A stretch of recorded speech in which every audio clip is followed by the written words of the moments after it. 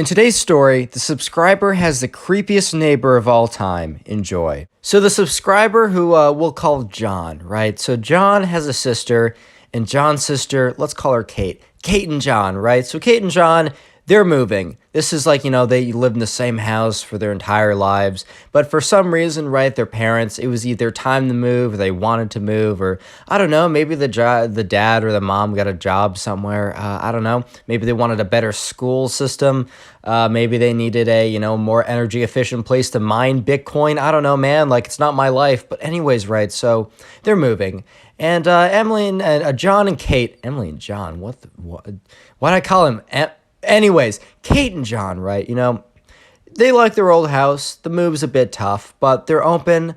They're optimistic. They're really excited to not have complete weirdo psycho neighbors. But yeah, that's a little unlucky. I'm going to say is GG unlucky. Not well played. Anyways, right, so, Kate and John, they move into their new house with their parents, and it's move-in day. There's a lot of boxes to move, and, they go upstairs, and they see these empty rooms, and they're like, all right, Kate, this is your own room. All right, John, this is your room, right? And this is the Bitcoin mining room. This will be the entire second floor. No, I'm just kidding. But anyways, right, I don't know why I have an obsession with that being their reason for moving, but anyways, right, anyways. So John's bedroom faces out to the neighbor's house. Kate's bedroom's on the same floor, but it faces out to the street. It's a decently spacious house. It's a nice house. Like, there's no complaints right away with the house. Like, a decent neighborhood too. It's pretty. It's like decently. It's close to like a little mini city, but it's also like away from it at the same time, if you know what I mean. It's a nice house. They're very happy with it. But, they're moving boxes, they're moving in. John has, he's moving into his room, he's moving some boxes up the stairs, and then he hears his sister Kate yell, John, can you come here for a minute? And John's like, yeah, sure, whatever. She probably needed help moving something, or maybe she saw, I don't know, man, a spider or something that, she wanted him to move. So anyways, he goes down, and he's like, okay, Kate, what's up, like, what's going on, what's the deal? And she's like, this is going to sound a little weird, but I think the neighbor was just looking at me. And John's like, yeah, okay. And he looks outside the window and he doesn't see anyone there. He's like, all right, well, they're probably just curious.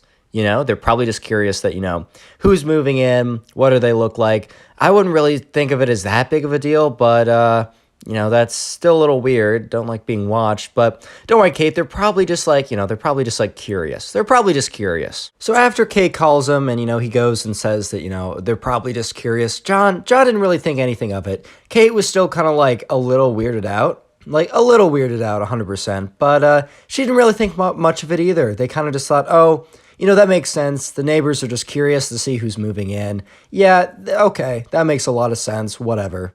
But that night, John, he's going to bed, and he's just like, he's playing some games, moving in.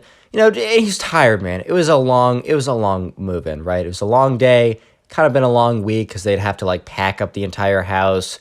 Then they had to move. Like, they decided to drive, and it was a pretty long drive. They're pretty far away, right? And then they had to unpack the entire car. They had to, set up the entire house. And John was exhausted, man. So, he, just fell into his bed, and, yeah, he went right to sleep. But, he had to wake up a couple hours later because he had to go to the bathroom. And, John was just walking to the bathroom, which was, like, outside in the hallway, down the hallway, and whatever, right? Bathroom was on his floor. And he was walking out, went to the bathroom, and he walked back into his room. And the thing is, his room, there was a window facing out to the neighbor's house. And what he noticed, right? He got a slight glance, like a little bit of a glance, and because at this point his eyes had adjusted to the dark, so he could see outside. And he got a little bit of he looked over very briefly as he was walking in, and he saw like a window, right? The window facing him. The curtains were drawn a little bit, and he thought he saw like two eyes staring right back at him. And he was freaked out for a second. He's like, oh, dude. So he goes into bed, pretending like he didn't see anything. He didn't want to startle. He wanted to be very incognito. He wanted to just kind of like slide in. He's like, oh my God, like that's kind of weird. John was sitting in bed, and obviously he did not fall right back asleep. He was sitting there like, oh my God, like, yeah, the first thing with his sister, Kate, could be excused because like, someone's just like looking at their new neighbors going into their house. Okay, that's pretty normal. But, this guy, John was walking back to his bed, right? And he was very uncomfortable sitting there because like his bed was like could be seen through the window. So he kind of like, held the blankets up a little bit to shield his face or whatever. Cause he was like, dude, that's not normal. Like someone was watching me at like 2 a.m. through their window. Like, oh my God. And he's like, wait a minute. What if they're still watching me? So what he does is he takes out his phone and as incognito, as stealthily as possible, he kind of turns it enough to take a video outside the window, right? And because he's facing like basically inside of the window. And, he's done filming, he checks his phone, and it's very difficult to see. It's very pixelated, it's dark, it's hard for him to tell. But there's like a street lamp outside, as well as eyes have kind of adjusted, right? There's just enough light flooding in that he can see the outline of the curtains. And the outline he sees of these curtains, the curtains are drawn. Yeah. The person was still there, still looking at John through the window. And John was a little freaked out, to say the least. To say the very least, John not feeling so good sitting there. So what he did was he got up as if he was going to the bathroom again. And he walked calmly out of his room, and then he bolted down the hall, and he just went into his sister's room, and he's like, hey, and she's like, she gets up all startled, like, oh my God, was there like a fire or something? Did my dad's, Bitcoin miner like set a fire? I don't know why I'm obsessed with that backstory. I just am, guys. I'm sorry. I am who I am. And he goes into Kate's room, and he basically explains everything I just explained to you. And at this point, she's like weirded out as well. Even though they don't have a direct like line of sight to her, she's still freaked out as well because they were looking at her earlier. Like, understandably, she was weirded out. And she's just like, John, what do we do? Like, oh my God, this is just so uncomfortable and weird. Like, what do we do? And John's like, okay, so we just moved. That probably means that, there's maybe a decent shot that we can like move out because of there's probably something, like there has to be something. So we basically, Kate, like you and I need to figure out a way to gather evidence as kind of like proof so that we can prove to our parents, right, that this is weird. Something a little weird is going on. Something not normal is going on. So, and they sit there and they devise a plan. So they sit there and they're saying, okay, our mama is definitely not going to believe us, right? Our mom is definitely going to think that we're just paranoid, or mom and dad, right? And by no means will they just move because like the neighbors looked at us once or something, or looked at us during the normal time of day. And at nighttime, they're going to be thinking to themselves, oh, these kids are just like thinking so much, like whatever, right? But we need to figure out a way to capture on video proof that these neighbors are weirdos and that, we need to move because this feels really weird and uncomfortable. So they devise a plan that the next night, right, John was going to go back to his room which was in plain sight of the neighbors who were kind of spying on him earlier, right? But Kate, the sister, she was going to like somehow be sneakily like from a downstairs window videotaping upwards and getting on camera proof of the neighbor opening their window and staring through the window, looking at John in his bedroom. Speaking of creepy neighbors, today's secret word is neighbor. So if you made it this far into the video, I'd like you to comment neighbor down below, Neighbor. Or however it's in the title. If you don't know how to spell it, just do that. I just like to see how many people made it this far into the video. I'll try and heart a bunch of them. I can't get to them all, but I'll do my best. Also, I just like to have a little on-screen shout-out of this fan art that was made for me, which I thought was pretty cool. I'll be linking the video of it in the description, so you can go leave a nice comment or something. This was sent to me on my Instagram. You can either send me stuff or story videos like the ones I tell on my Instagram, link to the description. But while you're down there, also make sure to go to this video that's in the description of the fan art. Say something nice. Finally, 1 like in this video equals 1 nothing delivered to your door. And yeah, back to the story. So basically, right, they have this plan in motion. And, the next day rolls around. They kind of go downstairs to figure out exactly how this plan's going to work. So they go into the kitchen and they find a pretty good window that can get a decent view of the window that the neighbors have been kind of looking out of sneakily, right? And, so they scout it out and they're like, okay, how are we going to get a good light source, right? How are we going to get a good view of it? And then, they check around and then, the subscriber, John remembers, he's like, wait a minute. I do distinctly remember having a decent enough, being able to capture it on video enough, but the lighting wasn't good enough to prove to my parents. And that's when John remembered that outside, right, there were these motion sensor lights. So basically, right, these lights, they were set to be turned off because the parents didn't really like them because, there's like animals and stuff that would like run around, and then these like really bright lights, almost like very, very bright lights would go off, right? And, they turn them off, but you can manually turn them on and turn them off. And the idea would be they would flood the backlights with a lot of light, kind of showing like what, was caught in the motion sensor. And, John was like, those would definitely have enough light. And those kind of like flood the entire back of his house. And that's where the neighbor's house would be. So it would light up, that would be definitely enough light to catch them on camera successfully. So now the working plan that they had decided would be that, Kate would go downstairs. She would set up her camera to record, and she would kind of wait for the neighbor to start like watching, right? And, Kate would then, once the neighbor started watching, she would set up the camera and just like leave it there. That's like recording a good view of the neighbor's outside window. And then what she would do would be is she would go to another window, not in the kitchen, in the room adjacent to it, have the window be down and have like a stick or a rock or something and just throw it outside, right? Just throw something out. Yes, it would, maybe the neighbor would see it, but either way, it would trigger the motion light. And that would be the plan. And then, they catch the neighbor on video, and then they'd have video proof. And so anyways, right, that was the plan. And, the night came around.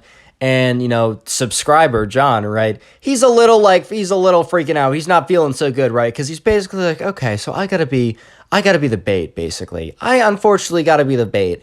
I gotta be like the little, piece of fish kibble trying to bait in a massive shark. Like, I don't know how I'm feeling about it. Like, whenever someone has to be the bait in one of these like movies, it's always like the high risk, low reward type role. It's like, it's just like, what are you gonna get? Like, obviously, it's an integral to the plot. It's integral to the plan, of course. They need to do it.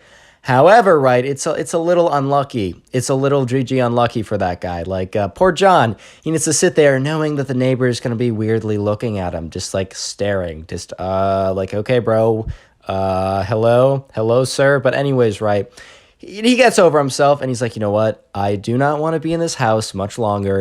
And if I do this for one night, we have a decent shot of moving. So I'm just going to get over myself. So anyways, right, the night rolls around and, John, he's sitting there in his bed. And he was playing some games, and then eventually he decides to turn off his light, and he's just on his phone. And he's going to make it look like he's just kind of like maybe just like going on Instagram, checking the Bitcoin miner app. I'm sorry. I'm stuck on that. I'm stuck on that plot line. And he's just going to be on his phone, make it look like he's just in bed, looking at his phone. And while he's doing that, right, what he's actually going to be doing is he's going to be communicating with his sister, as well as kind of being like, just online, checking out what's happening, just communicating in to see what's happening, right? So while that's happening, the sister's going to go downstairs. So John gets into bed, and he kind of like, he gets in there, he turns off the lights, and he just like sends a message to Kate. And he's like, okay, what's the deal? And so Kate's downstairs, and she's waiting, and then she sees it. She's waiting, she's looking out the window, she's on her phone, she's looking up, she's a little bored, and then she sees the curtains part just a little bit. So Kate immediately sends a text saying, okay, they're looking, and John's like, okay. And she's like, okay, I'm recording. I have my camera set up. And she can't text John again because she's recording this with her camera. So John just has to wait there because he knows this as well. He just has to wait there. So Kate is like, she sets up the camera. She runs into the room next to the kitchen. And, she looks up again to make sure, because she's got one shot with this, because if the person goes away and the floodlights turn on, they're probably not going to look out the window, at least for another second, right? Or at least they might even wait a couple days or weeks before they start doing it again. So she's like, I got one shot with this. She just kind of peeks over into the kitchen. Yep, her phone is still on. It didn't shut off or anything. It wasn't like, low battery mode, we stopped recording. Or like she also made it had on like do not disturb, so her friends would just like call her at the worst time possible. So she's like, all right, screw it. Takes like some kind of I think a spatula or something from the kitchen, throws it out into the yard, and thankfully she gets it in line with the motion detector, and she turned it on. Like what they did was earlier, they made sure to flip it on like right before like John went to bed. And sure enough, the lights flash on and like completely flood the backyard with light. The lights were way too bright. That was one of the reasons that they were manually turned off. And yeah, sure enough, it catches, the person in the window. I mean, Kate looks up through the window, the room next to the kitchen, and she sees the person very clearly looking at them in the window, and they actually like shut the curtain. And Kate runs back into the kitchen, grabs her phone, stops recording, checks back at the tape, and sees it. They see the person basically in perfect light with this floodlight, and Kate, sends a text to John. We got him. So basically, right, John grabs a blanket, a pillow, and goes and sleeps in Kate's room on the floor because he's like, yeah, okay, we got proof of it now. I'm not being like delusional or insane or anything. I'm not sleeping in my room. And yes, so the next day rolls around and they say, hey, Mom, can we talk for a second? And the mom is like, yeah, sure, what's up? And, they basically explain everything that I explained to you.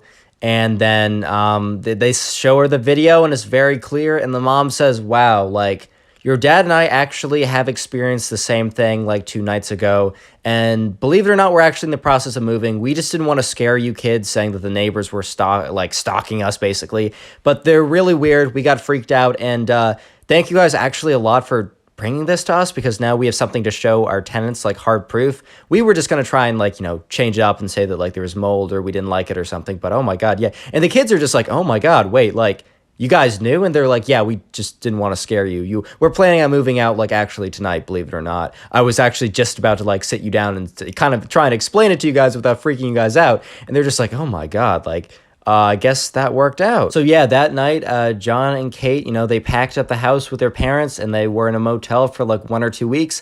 And then they actually moved into another house. And it was like basically the realtor like saw the complaint, was like, oh my God, that's like, I'm so sorry. Had like a house in limbo, let them stay there for like a couple months. And then they eventually were settled in their forever home, happily ever after, or at least I think. Subscribe if you haven't already. Watch another story video on screen and 5,000 likes on this video and I'll unironically join the Illuminati piece.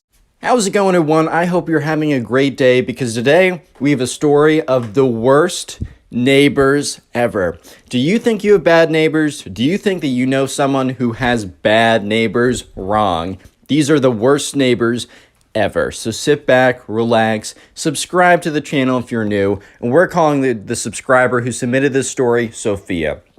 So anyways, right, this happened a couple years ago. Sophia and her mom and her dad lived on this neighborhood, and the house next to them, it was always going for sale. It always seemed like whenever someone would buy the house, they would immediately try and flip it, as it was actually quite a nice house. Sophia's house was pretty normal. She lived pretty normally, but the house next to her was like an extremely nice house.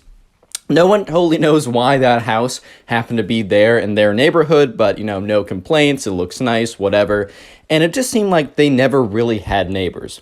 So one day, right, Sophia's mom said, hey, someone bought the house a couple weeks ago, and it really does look like they're moving in. We might actually have neighbors for the first time in years. So Sophia and her parents were like, oh, that's pretty cool. We'll make sure to be very, courteous to our new neighbors and, ask them if they need help moving in, maybe invite them over, something like that. So about a week later, there's a moving van, and there's a bunch of people moving boxes into the house. It seems like the neighbors purchased a service where people would come and move the stuff in for them, or at least move the boxes in. Moving's hard, totally understandable. So then Sophia and Sophia's mom are like, you know what, maybe tonight when all the moving is done and all the dust is settled, you know what, let's do it tomorrow. Tomorrow night, when all the dust is settled, you and I will go over there and we will, knock on the door and we'll just ask them if anything's like how everything's going and then invite them over to dinner, tomorrow night. We'll have them over and it'll be great. So anyways, next day, or at least the next day's night, Sophia and her mom, they walk over to the house, they knock on the door, and there's no response. There is a car in the driveway, though, so Sophia and Sophia's mom are like, okay, well, maybe we'll knock a little bit louder. So they knock a little bit louder, and that's when they hear kind of like a door open and then footsteps, and then the door handle or the doorknob turns, it opens, and they're greeted by someone who can't be more than 18, 19 years old, so a teenager, right? And Sophia's like, hi there, and Sophia's mom's like, hi, we're your next door neighbors, we just wanted to know how's everything going, and the teenager was actually, she's nice, she's like, hey guys, thank you so much for coming over and saying hello, my name is, I don't know, Audrey, so great to see you guys. Sorry, like my parents aren't here. They're not, they're busy. They're always traveling the world doing stuff. They both have pretty intense jobs. So I don't think that they're not gonna be back for a while. Sophia's mom's like, oh, well, that's too bad. Like, well, I mean, I was going to invite all of you guys over for dinner tomorrow night, but maybe if it's just you, I mean, if you'd like to come over, it's an open invitation.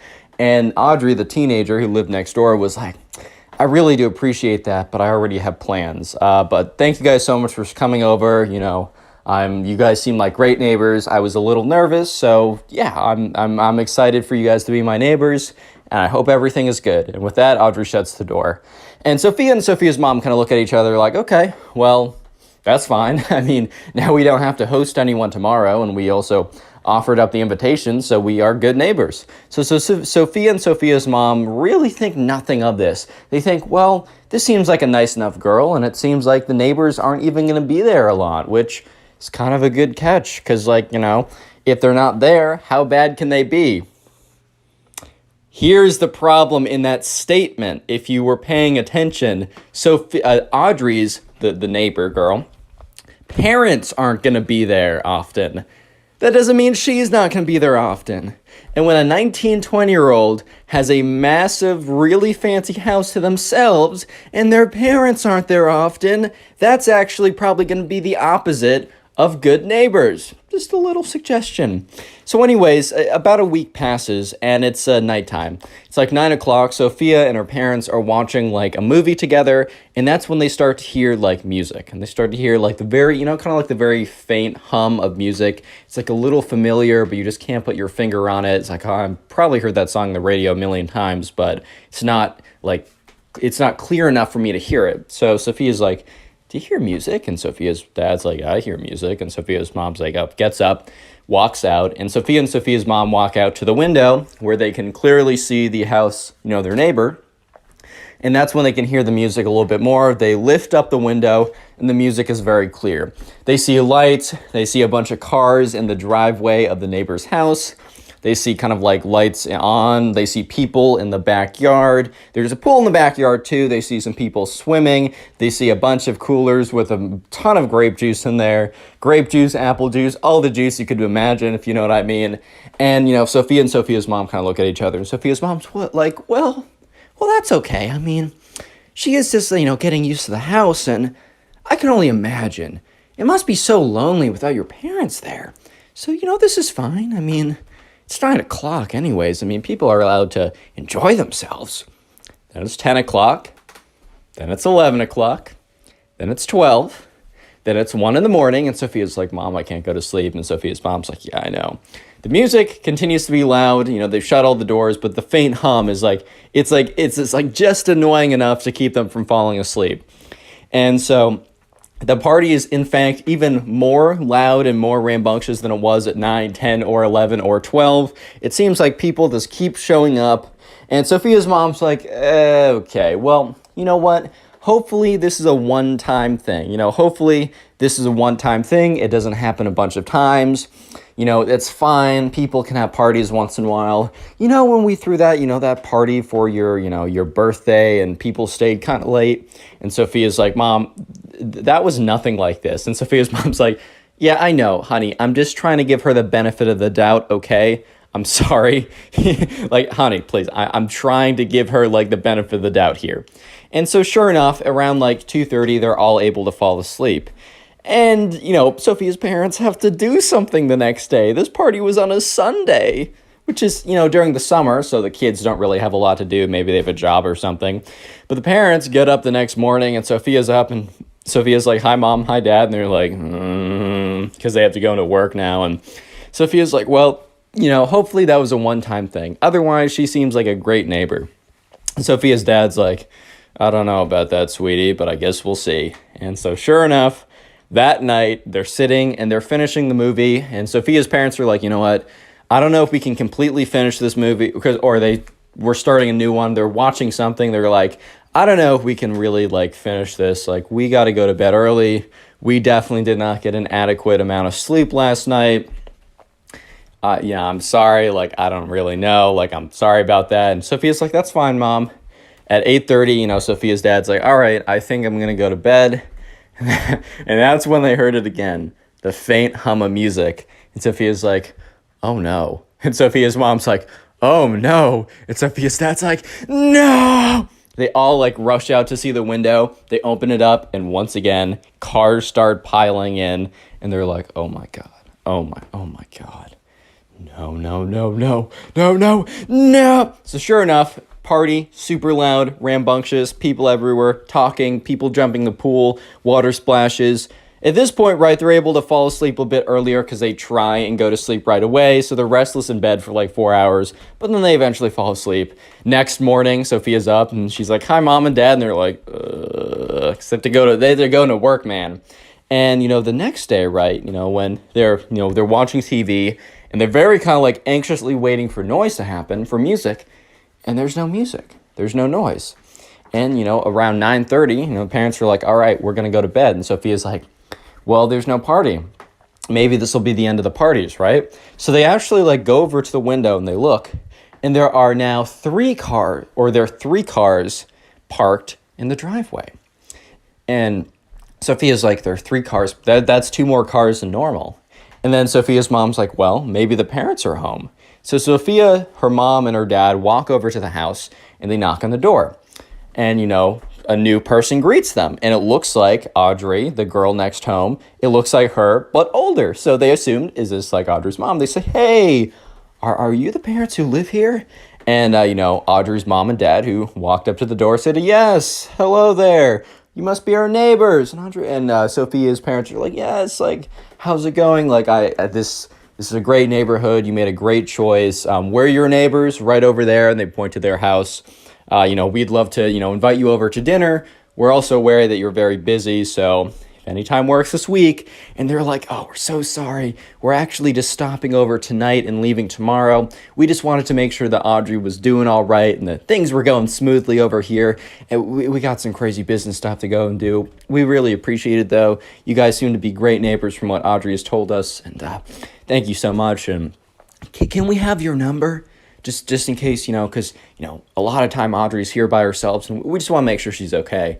And, Sophia's parents are like, yeah, okay, we'll take your number. So they take their number, right? And, they give their number to Audrey's parents, and then they pass ways. And Sophia's like, all right, well, I guess if Audrey gets, like, bad enough, we can always, text her parents. And Sophia's parents are like, yeah, we should be careful, though, because that's gonna be our last trick up our sleeve, if we're being honest. So sure enough, right, and, her parents leave the next morning. Sophia watches as the cars pull out of the driveway. And for, like, the rest of the summer, there's about, like, 4 to 5 parties every single week. Sophia's parents get the worst sleep that they have ever gotten in a long time. And it's not great. It was not a great summer. So, yeah, it was a pretty tough summer for them, but the school year was starting. And, Sophia's parents were like, you know what, this is going to be good because, Audrey probably is going to go away to college, or if she's college nearby, she at least won't be going hard every single day. And Sophia was pretty happy about this because, she goes to the high school there and, like, she needs to wake up pretty early and she needs to, like, do her work at night. And so it was the first week of school and there was no parties, no nothing. Things were turning out pretty good. They were pretty happy about this. So Sophia one day was just in her room. It was like 9 at night and it was like on a Tuesday. And she was like writing up like a lab report for her chemistry class. And that's when she heard the all too familiar buzz of music. That was a little too faint, but was definitely coming from somewhere. And she's like, please tell me I'm just imagining things. Because she was like very anxiously waiting for like one of these like crazy parties to like annoy her parents, right? She was just waiting for one of these things to happen. So she's like, I'm probably just imagining things. I'm probably just coming up with things. And that's when her, her mom, Sophia's mom, bursts through the door and says, it's happening, Sophia. It's happening. She isn't going home. It's a Tuesday. Oh my God. And at this point, right, all three of them rush out to the window. They look out, and it is one of the crazy parties like that they had in, I don't know, like that they had over the summer. And Sophia's like, okay, well, Mom, it is like late August. Maybe she goes to one of those colleges that start like in the middle of September. So they're hoping, right? At this point, they're like, Sophia, like, you might need to start doing your homework earlier, just in case this continues to happen. So for the remainder of August, the next couple weeks, and the first week of September, these parties happen like 3 to 4 times a week, continuously. And Sophia is doing her homework early, but it's getting more and more difficult, because as the school year continues on, it's hard. She gets more and more work, and this is when it's like midway through September. Sophia is trying to do a project. She has a lab due. Her partners aren't pulling their weight, so Sophia has to pick up the slack. She's stressing out, and that's when it's like 9:30. She hears the buzz of music, and she needs at least 2 more hours to finish her work, and she can't concentrate, and she's like, runs into her mom's room. She's like, Mom, I need to do a project, like a big lab report. This is a big part of my grade. I need at least 2 more hours to do it. I can't focus with the music. Like, this is ridiculous. Doesn't she go to college or something? Like, it's in the middle of September. No way her college starts in like October or something like that. And, Sophia's mom's like, Sophia, I have bad news. I was just casually talking with Audrey's parents, and Audrey's parents just brought up the fact that she was taking a gap year to pursue her, like, fashion company, which basically means she's going to be in that house every day pursuing her fashion company, which basically means having people over every night and for the rest of the year. And Sophia's mom's like, I don't know what to do. I really don't know what to do. And that's when Sophia's dad is like, I know what to do. Real quick, the secret word of the day is neighbor or neighbors, whichever one you want to comment. I will try to heart as many of those comments to say neighbor down below. And also, if you want to support the channel at this point or later on, sit down and binge watch some videos and let me know in the comment section what you're doing while you're watching them or how many of the videos you've watched. Thank you guys so much for doing that once again, and let's get back to the story. So anyway, Sophia's dad says, I know what to do. And Sophia's mom and dad look at each other, and they look at Sophia and say, hey, we're going to call the non-emergency line and basically report a party going on. Because there was a rule that, like, passed, I think, like, 10 or something. You can't be making that much noise. And also, it's pretty clearly, like, underage kids with apple juice, the one that you're not supposed to be having if you're underage, right? And so they're like, screw it. Like, we've given her plenty of, like, we've given her chances, like, we got to do it. So anyways, they call up, the non-emergency line. They're like, all right, we'll send someone over there. We'll break it up. Like, no problem. And sure enough, like, Sophia feels a little bad, but she watches, and 20 minutes later, this cop car comes up, like, knocks on the door. They see the door open. They see some people in the back start, like, kind of getting nervous, trying to, like, hide all the apple juice, jumping over the fence, trying to disperse, right? And sure enough, within 20 minutes, basically everyone either got in their car and left or jumped over the fence, and the party was completely done. And Sophia was like, I feel bad, but, like, she's done this every day, 4 days a week or whatever, and, I need to work. This is kind of ridiculous. And so Sophia was able to finish up her science project. All good. She got the lab report nice and done. And, the next day, she goes in, submits her project. Life is good. Things are good. And, Sophia comes back, is just waiting with her parents. She doesn't actually have any work that day. It's a Friday night. They go to, like, watch some television together. And they don't hear the typical hum of music that they normally did, because Sophia routinely had them on Fridays. She had them on other random days throughout the week, but she always had them on Fridays. And they were like, oh, it's like 9:30. Like, I'm surprised that, like, there isn't anything going on right now.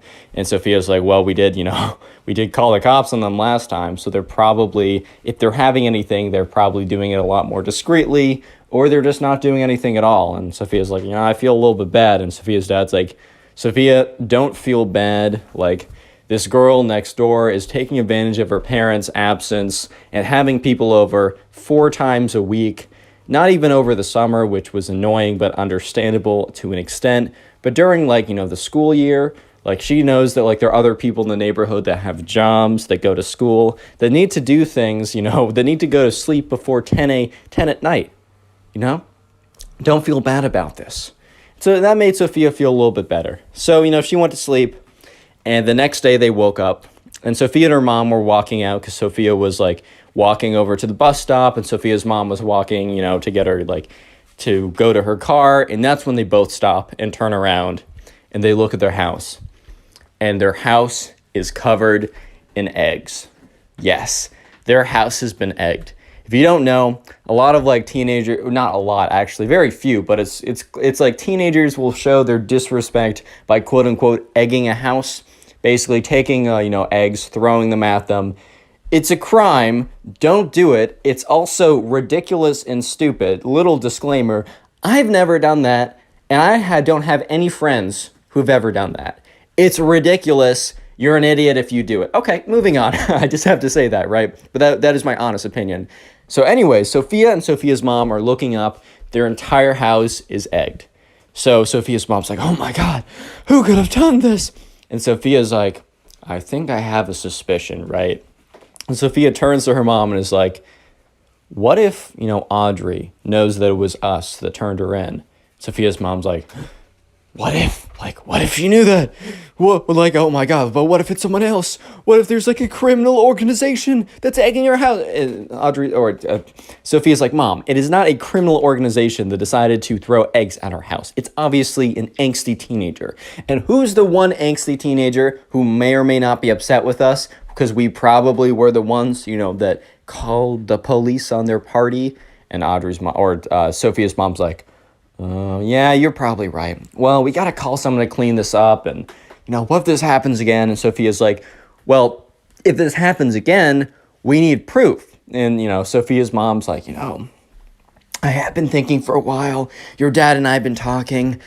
Maybe this is just the time to pull the trigger and get a security camera. And Sophia's like, yeah, okay, that sounds good. So anyways, they call up two people, someone to install security cameras and someone to clean the house. And the person to clean the house comes earlier in the day. Security camera person comes in, the afternoon, and they're talking with Sophia's mom, and Sophia's back, and they look, and, security cameras are put up somewhat discreetly, but they're put around the premises, and the person says, all right, so download this app on your phone and, do this thing on the computer, and you will have, access to these camera feeds.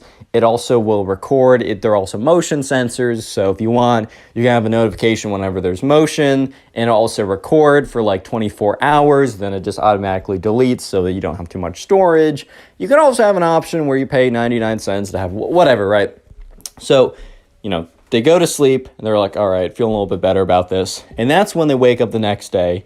And once again, the entire house is egged. Because, they walk out. Sophia and Sophia's mom kind of forgot about the egging that happened last night. But then when they walked out, they were like, oh my God. Because they turn around and once again, their entire house is just covered in eggs that have been pelted at the house, right? Completely covered. Sophia's mom's like, oh my God, I gotta call the cleaning person again. This is so embarrassing. And Sophia's like, Mom, like, let's check the security camera footage. And Sophia's mom's like, well, you'll miss school or something.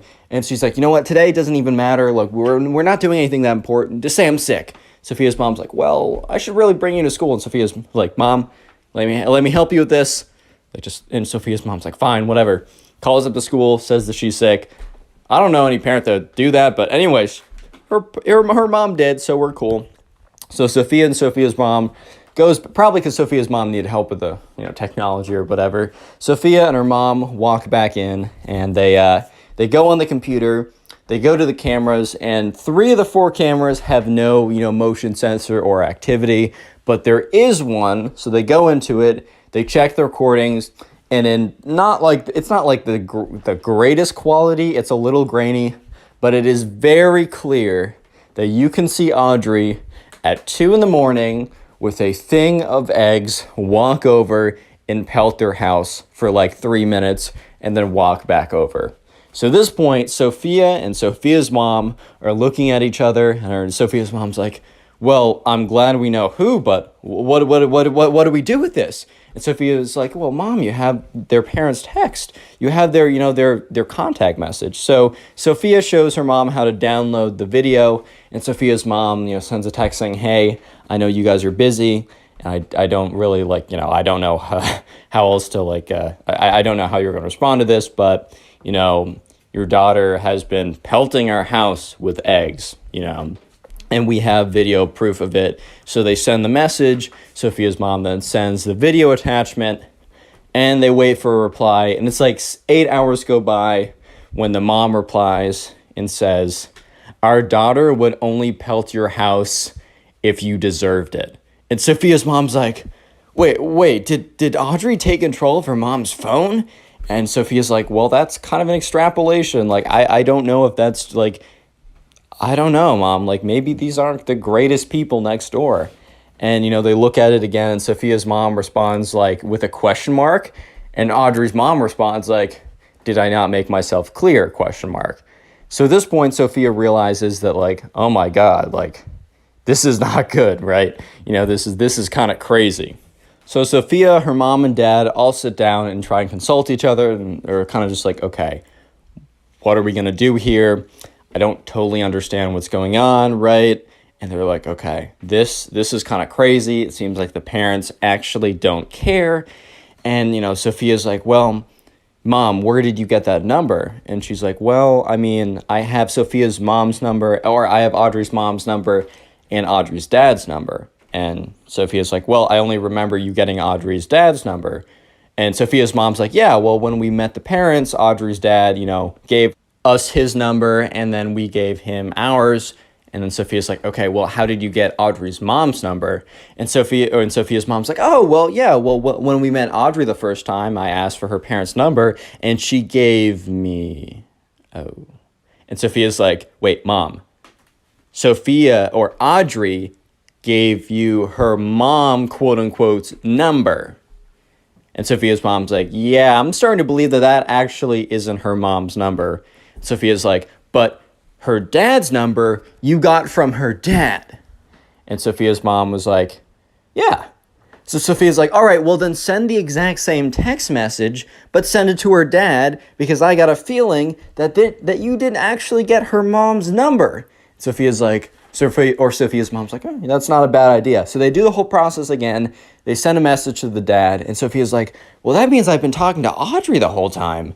This is so weird. And, Sophia's like, you know what? She's crazy. Don't even worry about it. We got to send a message to her dad, though. So they craft up the same message, basically saying, hey, so sorry to, like, put you through this, but your daughter's been pelting eggs at our house. We have video proof of it. Attached as a video file. Like, I don't really know what to do here. I was hoping that you could, say something or make it stop, basically. And they send a message, and it delivers, and they wait for, like, 12 hours.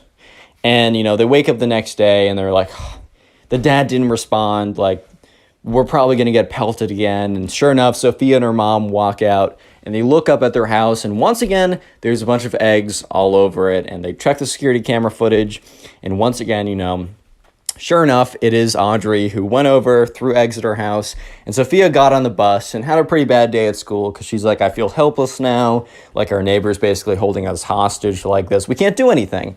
And when Sophia gets back home, her mom was looking at her phone, and she's like, Sophia's like, hey, did you get a response from Audrey's dad? And Sophia's mom's like, no.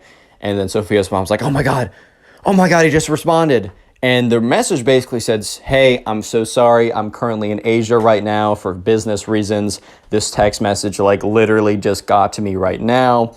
I'm so sorry this happened. I have no idea. I'm not in the States, but Audrey's mom is, and she is coming back immediately to go talk to our daughter. And at this point, right, Sophia and Sophia's mom look at each other like, we won, baby. We won. So Sophia kind of neglects her homework and doesn't do it till really late, because Sophia and her mom and her dad are basically all sitting, watching the window, waiting for the car to pull up. And sure enough, this fancy, like, BMW, like, very quickly pulls into the driveway, and then Audrey's mom that they saw before, like, walked on up, stomped in, went bum, bum, bum, bum, bum on the door, starts slamming on the door. It opens up. She starts yelling immediately and walks into the house. And at this point, right, Sophia and her parents just look at each other like, oh my God. And about an hour later, after, they see Audrey's mom doesn't leave. She stays at the house. But about an hour later, they receive a text message from a number that they don't have saying, like, I'm so sorry, like, about my daughter. I had no idea that my daughter was actually still staying here. She said that, she goes to college 5 days a week and stays here on the weekends. Like, I had no idea that she was staying here every single day, party. So this is Audrey's mom texting on her real number, like, I'm so sorry, this is insane. Like, I had no idea. And also the fact that she, pelted your house. How much money do you want for the damages? And Sophia's mom just responds like, hey, we don't want any money. It's totally fine. We know it's not you guys. All we ask is that this just doesn't happen again. And that maybe your daughter, when she throws her parties, will be a bit more respectful of, other people and their time commitments. And, Audrey's mom is like, Audrey is like not even going to be living at this house anymore. We're shipping her away to a college that will accept her midway through like the beginning of the year. Like, I'm sorry, but like, we're probably not going to be living in this house anymore. We're putting it up on the market soon.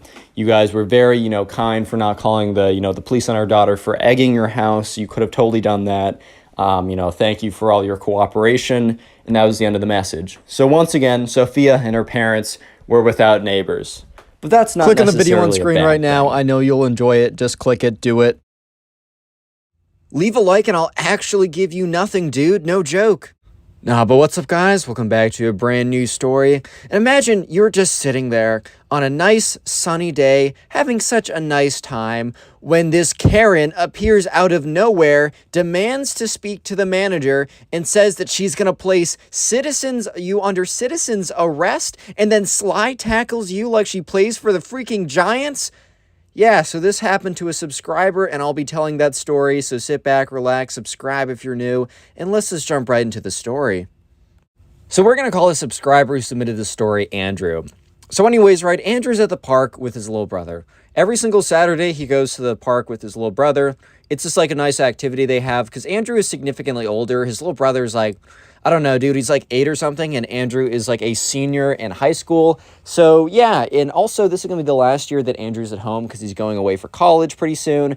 So he's honestly just trying to spend as much time with his little brother as possible. So anyways, this is a normal Saturday, and he was just kind of chilling in the park. And there's a lot of fun things to do in the park, like there's slides, there's the outside world, there's grass that can be touched, wink, wink, nod, nod to a lot of you guys. I'm just kidding, love you guys, don't unsubscribe. But yeah, this day was a little bit different though, because there was a Karen in the park. So the first time that Andrew actually saw this Karen, she was just, she was standing at the other side, and she had like she had the big aviator sunglasses on. She had the quintessential Karen cut. You already know what I'm talking about. It's like when the hair is cut really short on one side and flopped all the way over on the other, like the Karen I showed on the screen earlier in the video. Yeah, she had the quintessential Karen cut. She had the big glasses. She had like this like really weird shirt that didn't fit that well. And she was like full of anger and assault and tilt, and she was just not having it.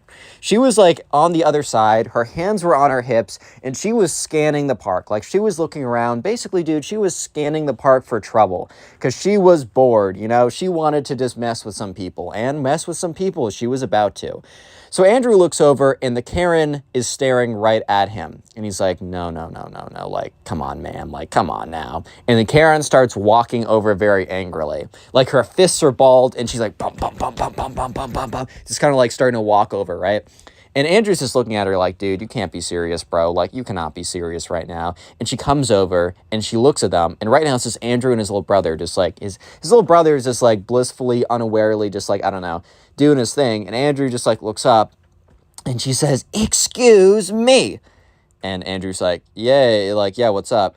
And she's like, this is a private park, and I demand you guys go. And the thing is, right, Andrew knows for a fact that this is just massive cap right now because, dude, he's been going to this park since he was a little kid, since he was like his little brother's age. And yeah, this was very clearly a public park. And he just responds calmly, like, ma'am, I think you have this confused with somewhere else. This is pretty clearly a public park. I've been going here for a while. Like, you can even look it up. It's listed as a public park. And she's like, this is a private park, and if you don't get out of here in 3 seconds, I'm calling up the manager. And Andrew looks at her, and he's just like, dude, what are you talking about? What do you mean the manager, bro? We're at a public park. The manager of the parks department? Are we calling up Leslie Knope? Like, what's going on right now?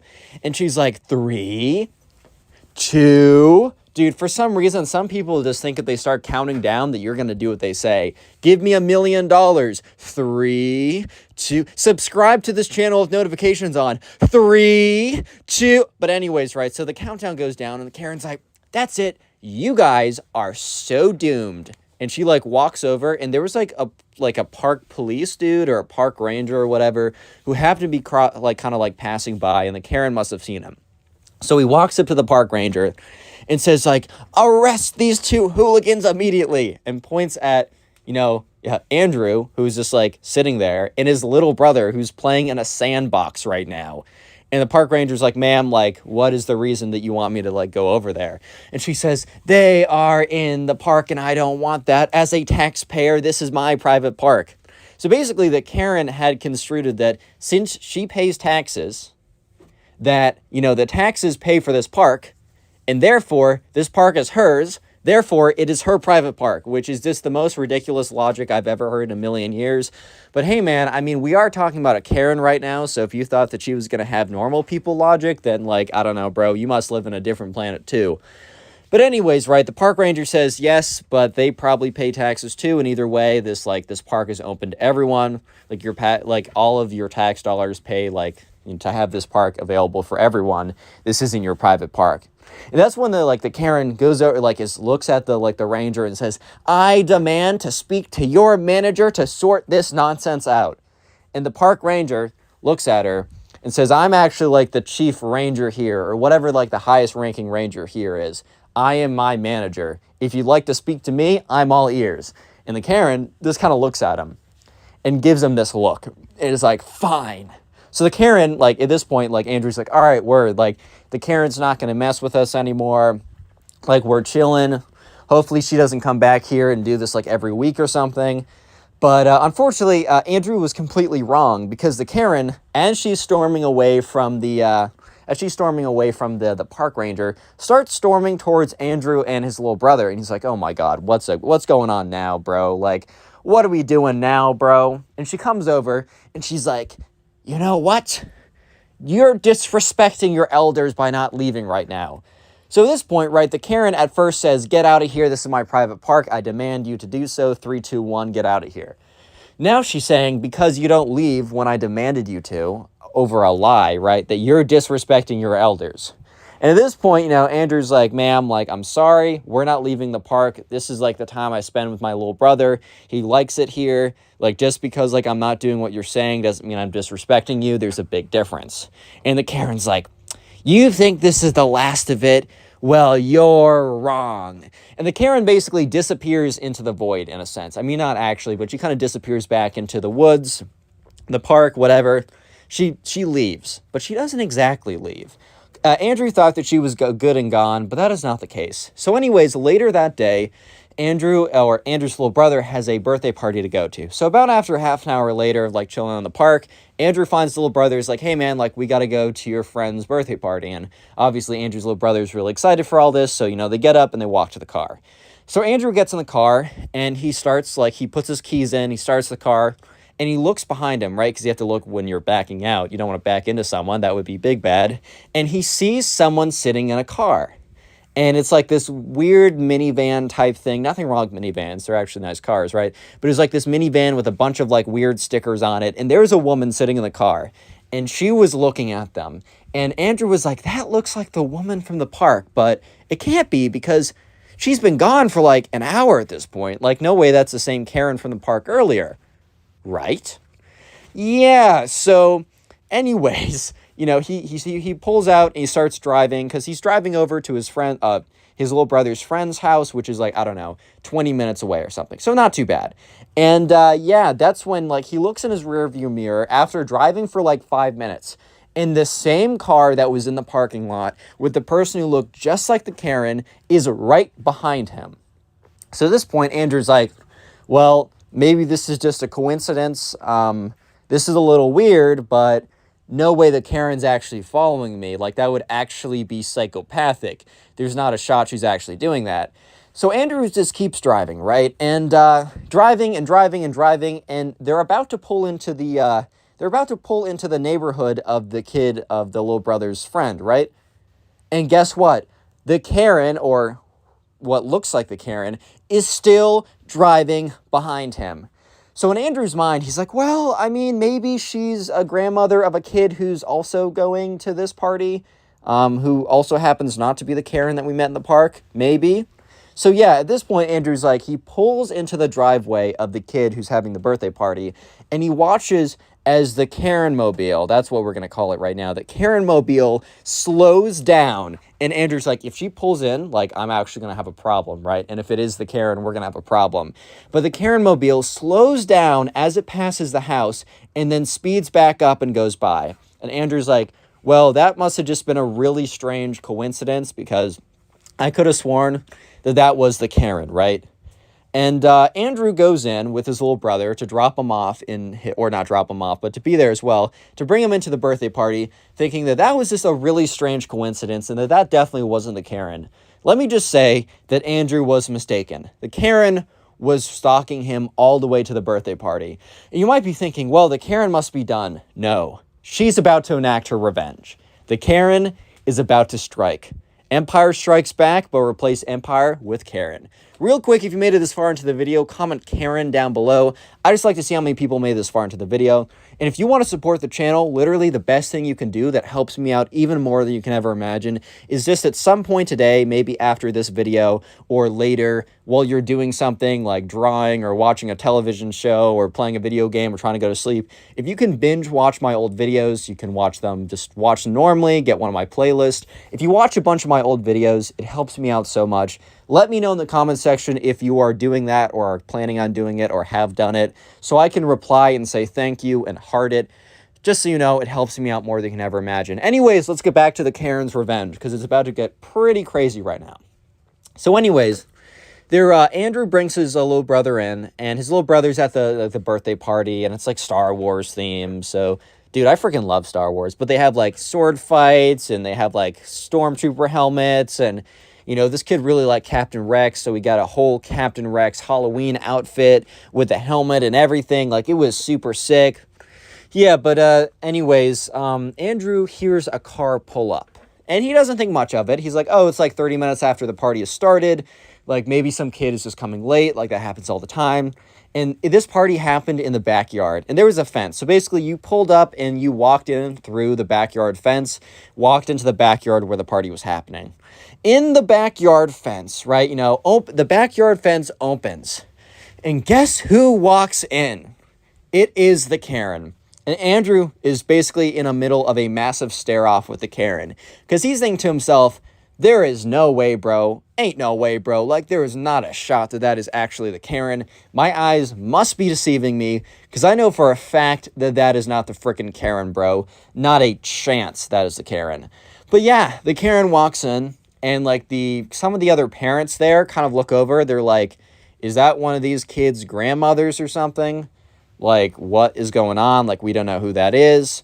And the mom of the birthday boy, who's the friend of Andrew's little brother, walks up and says, hey there, like, are you related to anyone at the party? And the Karen is like, I am not, says it very proudly. And I don't know why you'd say that so proudly, like you're being mad bold right now. And she says, this party is violating the rules of the city. You must have a permit to throw something like this.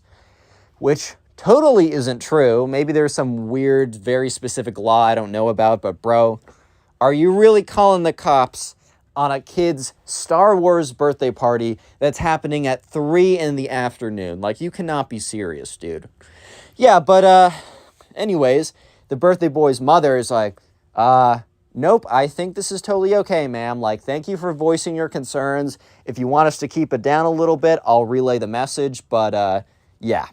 She basically says, no, take this L, default dance, right? And the Karen is like, no, no, no. Don't you think for a second that you hooligans are going to get away with this. Like, this is illegal. And like, then she points to Andrew and is like, and this one is very disrespectful too. I'm going to call the police on you for breaking the law and being disrespectful to elders, and points at Andrew. And Andrew's like, ma'am, I don't think that's a crime. It's not, I wasn't being disrespectful. Even if I was, though, definitely not a crime, ma'am. Don't know how else to say it, but it's not illegal to be disrespectful. And she's like, well, see about that. So the Karen takes out her phone and walks outside. So Andrew goes up to the birthday boy's mom and is like, like, I'm so sorry. And birthday boy's mom is like, why are you sorry? Like, this isn't like, are you related to her? And he's like, no, this woman's like crazy, dude. Like, I was in the park with, my little brother. She comes up to us and says, hey, you need to get out of here because this is her private park. Turns out it was like not, because it's a public park. I've been going there for like 10 years. And then she came back and said, I'm going to get revenge on you. I think she followed me to the party. So this is all kind of my fault. I'm sorry. And obviously the birthday boy's mom is like, dude, like, this, like, she isn't you. Like, you're not controlling her with, like, a little, like, I don't know, remote control or something. Like, this is a random woman who followed you. This is not your fault. But, yeah, I wonder if she's actually going to call the cops. 20 minutes later, a police officer pulls up. And he walks in, and some of the kids, like, turn around and are like, oh, my God, what? Because, like, a police officer actually comes in. And he walks in, and the Karen runs up and is like, thank you, officer. Thank you, officer. Thank you for coming. Oh, my God, it's been terrible. It's been terrible. And the police officer's like, I got a call of a illegal function happening here that's very destructive and causing lots of damage. I've been told on the phone. The police officer takes off his sunglasses and he just like surveys what's in front of him. It's a bunch of little kids with a Star Wars piñata and little flashy lightsabers and Star Wars action figures and a Lego Death Star and a bunch of parents and cake. And at that point, right, the police officer's like, turns to Karen and is like, am I at the right place, ma'am? And she's like, yes, this is the illegal function. Shut it down right now. And also, just so you know, if you want to arrest him, and points to Andrew, you may arrest him too for being disrespectful to his elders. Police officer's like, ma'am, that's not a thing. Second of all, and he kind of like turns to Karen. He's like, ma'am, did you really just call the police on a kid's birthday party at 3 p.m? And the Karen's face turns and she's like, but this is a legal function. You must shut it down immediately or I'm calling your manager. He's like, okay. Yeah, ma'am, I'm not shutting this down. Like, please don't waste our time. We actually have real things to deal with. And he gets in his police car and he leaves. And the Karen is standing there and she's like literally starting to shake because she is so angry and she is mauling so hard. She is so angry right now. And, the birthday boy's mom goes up to her and is like, ma'am, I'm sorry, I'm going to have to ask you to leave. Like, I think it's pretty obvious that, like, you're not really welcome here. And she's like, you. And then points to Andrew, and you too. And then points to all the kids, and you. And all the kids are like, bro, what? I'm just here for the Star Wars, bro. And she's like, you think that you can get rid of me. You think that I won't know that you paid off that police officer. And Andrew's like, bro, what? What the fuck, bro? What? Huh? And she's like, and you think that, like, you can get away with this? No, I will be back. And she just, like, storms out of there. And they're all kind of just looking at her. And then they're all looking at each other. And Andrew's like, turns, like, goes to the mom of the birthday boy. And it's like, look, we should actually be prepared for her to come back and do something crazy. I mean, she was crazy enough to follow me here and then call the cops on us just because I didn't leave the park when she asked me to or demanded me to. So she's definitely capable of being pretty crazy. So guys, just be careful. And at this point, right, the birthday boy's mom's like, okay, you know what? I don't even care. I just want my son to have a good birthday. Like, we're just going to keep going. If she comes back and wants trouble, she'll get trouble. And Andrew's like, all right, I'm all for that. I mean, that's cool with me, dude. So you guys might be thinking, okay, what can this Karen actually do right now? Like, how bad can she actually be? And let me just say that set your expectations to the moon because she's about to do something crazy. So anyways, the party is almost wrapping up. It's like 4 o'clock. It started at 2. It's been going hard for like 2 hours. And at this point, like, honestly, Andrew's going to leave in like 10 minutes. But that's when the Karen comes back. And she comes back and she has with her this, like, those carts that are on wheels. I think I'm being stupid not remembering the name. But she's carrying like this cart behind her. And it's full of water balloons. However, inside the water balloons is not water. That would have been bad enough. This is really messed up. But inside the water balloons are paint and piss. Dude, I don't know how she got this done so quickly. Like, she literally came back 45 minutes later with a ton of water balloons full of paint and piss. I low-key think that she's been, like, saving this for a while. Like, I legitimately believe that she's been saving the paint and piss balloons for, like, a second now, which is really messed up. However, it is what she did. So she came back with a cart full of water balloons full of paint and piss, right? I'm just going to call it pee just so YouTube doesn't get mad at me. Because I don't know, they get mad at everything. And she comes back and she's like, the police, she starts yelling. She's like, you guys paid off the police officers? And everyone turns to look at her. So I'm taking the law into my own hands. And she takes one of the paint-filled water balloons and literally chucks it into the crowd of kids. Like, what the fuck, bro? What is this violence, dude? Throws the water balloon full of paint. It explodes everywhere. Kids start like screaming. The adults are like, what is going on here? Everyone's running as she throws another pee-filled water balloon. Boom! Hits one of the parents, explodes full of urine all over them. They're like, oh my God, you're a disgusting old woman. Throws another one full of paint. Boom! I'm having too much fun with this, man. This story's awful. I'm having too much fun with it. Anyways, she's just like chucking the paint and pee balloons everywhere. They're exploding. Urine and pee urine and paint are just everywhere. Not exactly how I would want to end my 8-year-old's, what's it called? Star Wars themed birthday party. Because I don't totally remember the Star Wars episode where, you know, Darth Vader comes in with a pee balloon and throws it at Anakin Skywalker and is like, wait a minute, Luke Skywalker, and is like, Luke, I am your father. Now take this pee, bro. And this like explodes all over his face. I don't remember that. Maybe that's part of the George Lucas director cut. I didn't see that one yet, though. But anyways, at this point, you know, Andrew's like, enough is enough. He pulls out his phone, calls 911, basically says, this old woman who's been harassing us is now throwing pee and paint-filled balloons at a bunch of kids. And immediately the cops are like, what the freak, bro? So they come over, right? After about like 2 or 3 minutes, like I think the cops were just in the neighborhood or whatever, and they stop in and they're like, what's going on over here? And the woman, like the Karen, is like laughing. She's like, throwing her like pee and paint balloons. Everyone's screaming, bunch of kids are crying or whatever. It is like the most insane thing ever.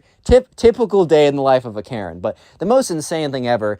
And the cops are like, what are you doing over here? And the Karen looks at them, and the Karen literally takes a pee-filled balloon and chucks it at one of the police officers, hits him square in the face, and the other one's like, freeze! And like starts moving towards the Karen. So the Karen is like, uh-oh, at this point. She like knocks over her crate full of like pee or like paint balloons or whatever. They bounce everywhere. Police officer steps on one and slips in it. So he falls for a second. And the Karen runs inside the house and locks the door. So at this point, right, the officers are like, is everyone okay? And, like, there's a bunch of crying kids or whatever. And the mom of the birthday boy comes over and says, yes, like, this crazy woman, like, called the cops on us. And, you know, cops didn't do anything because we're just having a legal, lawful birthday party. So she came back to enact the law herself, in her own quotes, and has been throwing balloons full of unidentified urine and random paint at us. Like, this is ridiculous. And she also just ran into our house. I don't know who she is. Like, I'm scared. Cops are like, all right, we're calling in backup. So they literally call in backup for a Karen. They probably called in like a 1428, which is code for crazy Karen alert. Okay, probably not actually, but maybe at this point they have a Karen, like a term for like Karens at this point. But anyways, you know, so the Karen is like inside the house and has locked the door. And, you know, at this point, Andrew turns to the birthday boy's mom and is like, is there any way to get inside there? Like, do you have a key or something? And she's like, actually, yeah, like there's a key behind the rock, like behind the house. So anyways, they go behind the house and they find like a rock, because like you can get like fake rocks or fake plants you can hide secret keys in. So they go behind there. The birthday boy's mom finds where the secret key is, takes it out. It is like, okay, well, she's not going to let us in unless you distract her. So at this point, Andrew's like, dude, I got it. So anyways, Andrew goes up to one of the windows, starts banging on it, and the Karen gets distracted, walks over, and starts screaming at him like, why would you call the cops on your elders? That is so disrespectful. Like, I was literally just enacting the law. I was doing what was right by throwing balloons at you guys. And Andrew's like, dude, you just came to a kid's birthday party, and you threw like balloons full of pee and paint at them. Like, you're insane. Like, you need to be locked up, dude. And at this point, Andrew's really just stalling because like while this is happening, while he's having the conversation with the Karen, the mom is over at the little kid's birthday boy, whatever mom is at the front door, put the key in and is like starting to unlock the door. And the Karen's like, you know what? You're so disrespectful. Back in my day, like, kids like you would just, like, listen to their elders. Honestly, the world was such a better place back then when kids would just be, they'd be obedient. They would do what needs to be said. And they respected the rules of the private park. They respected the rules of no birthday parties after 12 in the morning. Also keeping, like, this birthday party is ridiculous. You guys are worshiping space monsters. And Andrew's like, bro, it's a freaking Star Wars party. It's not that deep. And she's about to go on another back in my day rampage when she's like, back in my day. And at that point, the door opens up. The police officers go in. They're like, ma'am, I need you to freeze. However, there are two doors leading to the back. There's like a main door and then a side door by the kitchen. So she runs out the side door. And at this point, the Karen is like, running, well, quote unquote running towards the street because she's trying to get away, and that's when Andrew steps in her way. But the Karen was not going down without a fight, because remember the beginning when I was like did the little skit, I was like, imagine if a Karen is like mad at you and then freaking slide tackles you like she's on the Giants. Yeah, the Karen literally bodies Andrew, and Andrew's like a decently sized kid. He's not a big kid, he's not like a super frail kid. Like, bro played, I don't know, he wasn't like a track star, so he wasn't super skinny, but he also wasn't super big like a football player. He was like, I don't know, he was a baseball player, like about in between. But he just gets slammed by this like 200-pound woman. Boom! He flies on the ground, right? And she's on the ground too, and she's like, you should have gotten out of my way. Like, you were in my way. You're disrespecting your elders. And at this point, right, the police officers come, and they're like, ma'am, like, they go behind her, they get her up, and they put her in handcuffs. And she's like, officers, this is a perfect time for you to arrest this guy. And they're just like, huh? Like, what? And the Karen's like, yeah, this guy over here, and kind of like nods towards Andrew. And they're like, why would we arrest him? Because earlier today, he was at my private park and he refused to leave. And after that, he came back and started this terrible party, which is against the law. And they're like, ma'am, he was at a public park, because like the police officers were there when Andrew explained it to like them or whatever. He was at a public park. Then you followed him here, and then you called the cops on a kid's Star Wars themed birthday party at 2 p.m. And then when the cops didn't do anything rightfully, you came back and attacked them all with pee-filled and paint-filled balloons. And when the officers were like, ma'am, how did you get pee-filled and paint-filled balloons so quickly? And the Karen was like, you guys are not enacting the law like you used to. You guys used to, like, enact the respecting elders law. You used to do what you're supposed to do. I'm just taking the law into my own hands. And they're like, ma'am, like, can we at least ask where you got the pee-filled balloons? And she's like, you know what? I've been building my artillery over the last 6 months. And at this point, Andrew's like, oh my God. So you're saying I could have just gotten hit with a 6-month-old pee balloon? I think I'm going to puke, bro. Yeah, so at that point, they take the Karen away, and she's like, kind of yelling or whatever. And so the mom like says to the police officers, like, hey, can we also like make sure we get a restraining order in here so she's not allowed to come back? And they're like, yeah. He's like, would you like to press charges? And the mom's like, yes. Like, yeah, I would. Okay. And so they, at this point, Andrew kind of stays to help clean up and just, like, stays for literally 2 hours. And by the time he leaves, because it's getting dark and he has to bring his little brother back home, they were literally not even close to being done cleaning it up. Because imagine, like, paint everywhere. Old woman, 6-month-old urine is just stained everything. And everything's, like, broken and destroyed. However, though, like, somehow... it legit, like, the presents did not get destroyed. This little kid's presents did not get a speck of paint or pee on them. Like, dude, click on the video on screen right now. I know you'll enjoy it. Just click it. Do it. What's up, guys? Welcome back to a brand new story. Today we have a story of a crazy neighbor Karen that steals the subscriber's phone, and when the subscriber politely asks for his phone back, she calls the police on him. Yeah, that's going to be today's story. I know you'll enjoy it as these crazy Karen stories are pretty good. So sit back, relax, subscribe if you're new, and let's jump right into it. So we're going to call the subscriber who submitted this story Jay. So anyways, Jay and his family have been living in this neighborhood for a while. And, their neighbors who've been living with them since Jay was a little kid are moving on to another neighborhood in like a different state or something. I think the parent got a job, and that was kind of tough for Jay because like the son who lived next door to him, Jay's immediate neighbor, was a pretty cool kid, and Jay and him have kind of like grew up together. And yeah, it was kind of tough. They vowed to stay in touch, but you never know with like stuff like that if you actually will. Like I know I had a really cool neighbor way back in the day, and she moved away, and we just haven't spoken to her since, as well as other neighbors that we really liked, and I've just not seen them since. But anyways, a new neighbor moves in, and Jay and Jay's parents decide, or at least Jay's parents tell Jay that, okay, Jay, later tonight we're going to go over and we're just going to say hello. We're going to ask if they need anything, and I'm going to bake some cookies today, and we're going to bring them over and give them to the new neighbors, whoever they are. Little did Jay and his parents know that it was not a normal family moving in. It was actually just one individual, right? And it was not a normal individual. It was a Karen. Dun, dun, dun. Okay, maybe the Karen, because, okay, this Karen was like 40. I think she might have had a wife and kids, but we only interact with the Karen herself. I think that, like, the father's out and the kids are always at school or whatever. But anyways, moving in next door is a Karen. This is a horror story. There's a reason why I'm posting this in October so close to Halloween, man. Because you know what? This is a Karen horror story, bro. So anyways, Jay's mom very nicely bakes a thing of cookies, and Jay and the entire family walk over. So they're walking over, and they see two cars in the driveway or whatever, and they walk up to the front porch, and they ring the bell. And they're kind of waiting there for a second. And, eventually they see someone, because like the door is closed, but the door is like kind of like, it's like foggy glass, so you can't see in, but you can see kind of shapes and colors very faintly.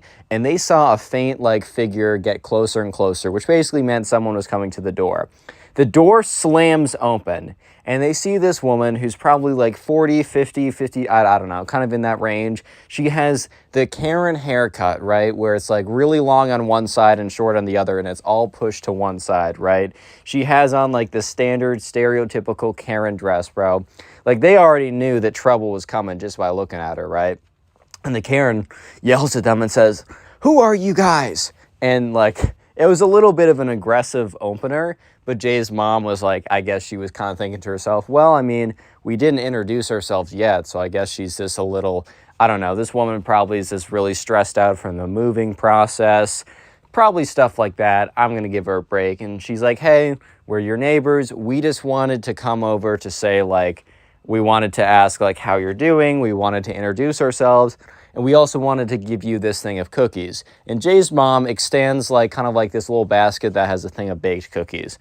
And like every normal person, including Jay's parents and Jay, would have assumed that that would have been enough to kind of calm the Karen down. That would have been enough to kind of stop any altercation from happening. But no, this Karen is a boss level Karen. She is not your standard level 1 Karen. She is your boss, mafia boss level, like... She's the Ender Dragon Karen compared to your standard, I don't know, creeper or zombie Karen, bro. She is coming for your life. Because the Karen responds to this. The Karen responds to Jay's parents being very nice by saying, if you guys don't get off my property in the next 5 seconds, I will be calling the police. Yeah, let that sink in. Someone comes over to you, says, hey, I'm your neighbors. I wanted to know if you need anything. And also, I'm giving you a present of something that I made. And your response is, if you don't get off the property right now, I'm going to call the cops. Bro, something is seriously wrong with you, and you can't convince me otherwise. So yeah, Jay's parents are a little bit like shaken up or taken back or whatever. And Jay's mom turns to Jay and says, all right, honey, let's go. And yeah, that was very, very startling and disappointing. So they're walking back to the house. And Jay, Jay isn't like 8 or anything, but he's like, I don't know, in late middle school. He turns to his mom and is like, Mom, like, why did that lady react like that? And she's like, honey, I don't know. Like, not everyone is super nice. There are some people out there that are just like very bitter and unhappy. And, maybe she's just had an incredibly stressful day moving in. And, maybe we'll try again at a later date, but I don't think we're going to be going back there anytime soon. So for all Jay knew, like, this was the end of his encounter with the Karen. But that is not the case. Not the case at all. Because every morning, pretty early in the morning, like about 6 a.m., and I know a lot of you guys wake up at 6 a.m. anyways to go to school. I know I used to have to wake up at 6:30 to go to school. Now I can barely wake up at 9:30 for my first class in college, bro. It's crazy how it just changes like that. When you're a little kid, you can wake up at 6, no problem. When you're in college, anything before 12 is like, bro, are you serious right now? Yeah, so Jay has to wake up at 6 in the morning to go walk his dog, so he's an early riser. So as every other day, Jay gets up. It's like a Tuesday or something, so it's a school day. He gets up at 6 a.m., or is kind of woken up by his dog, because his dog is kind of sleeps with him, and it kind of wakes him up anyways. He goes downstairs, put the harness on his dog, and they're walking outside. And Jay is walking down the path of his house, and that's when he notices movement in the backyard. So Jay, like, for a second is like, okay, this is a bear. So he very quickly, gets the dog and, like, puts the dog back inside. And Jay, like, slowly creeps outside. This was a bad idea.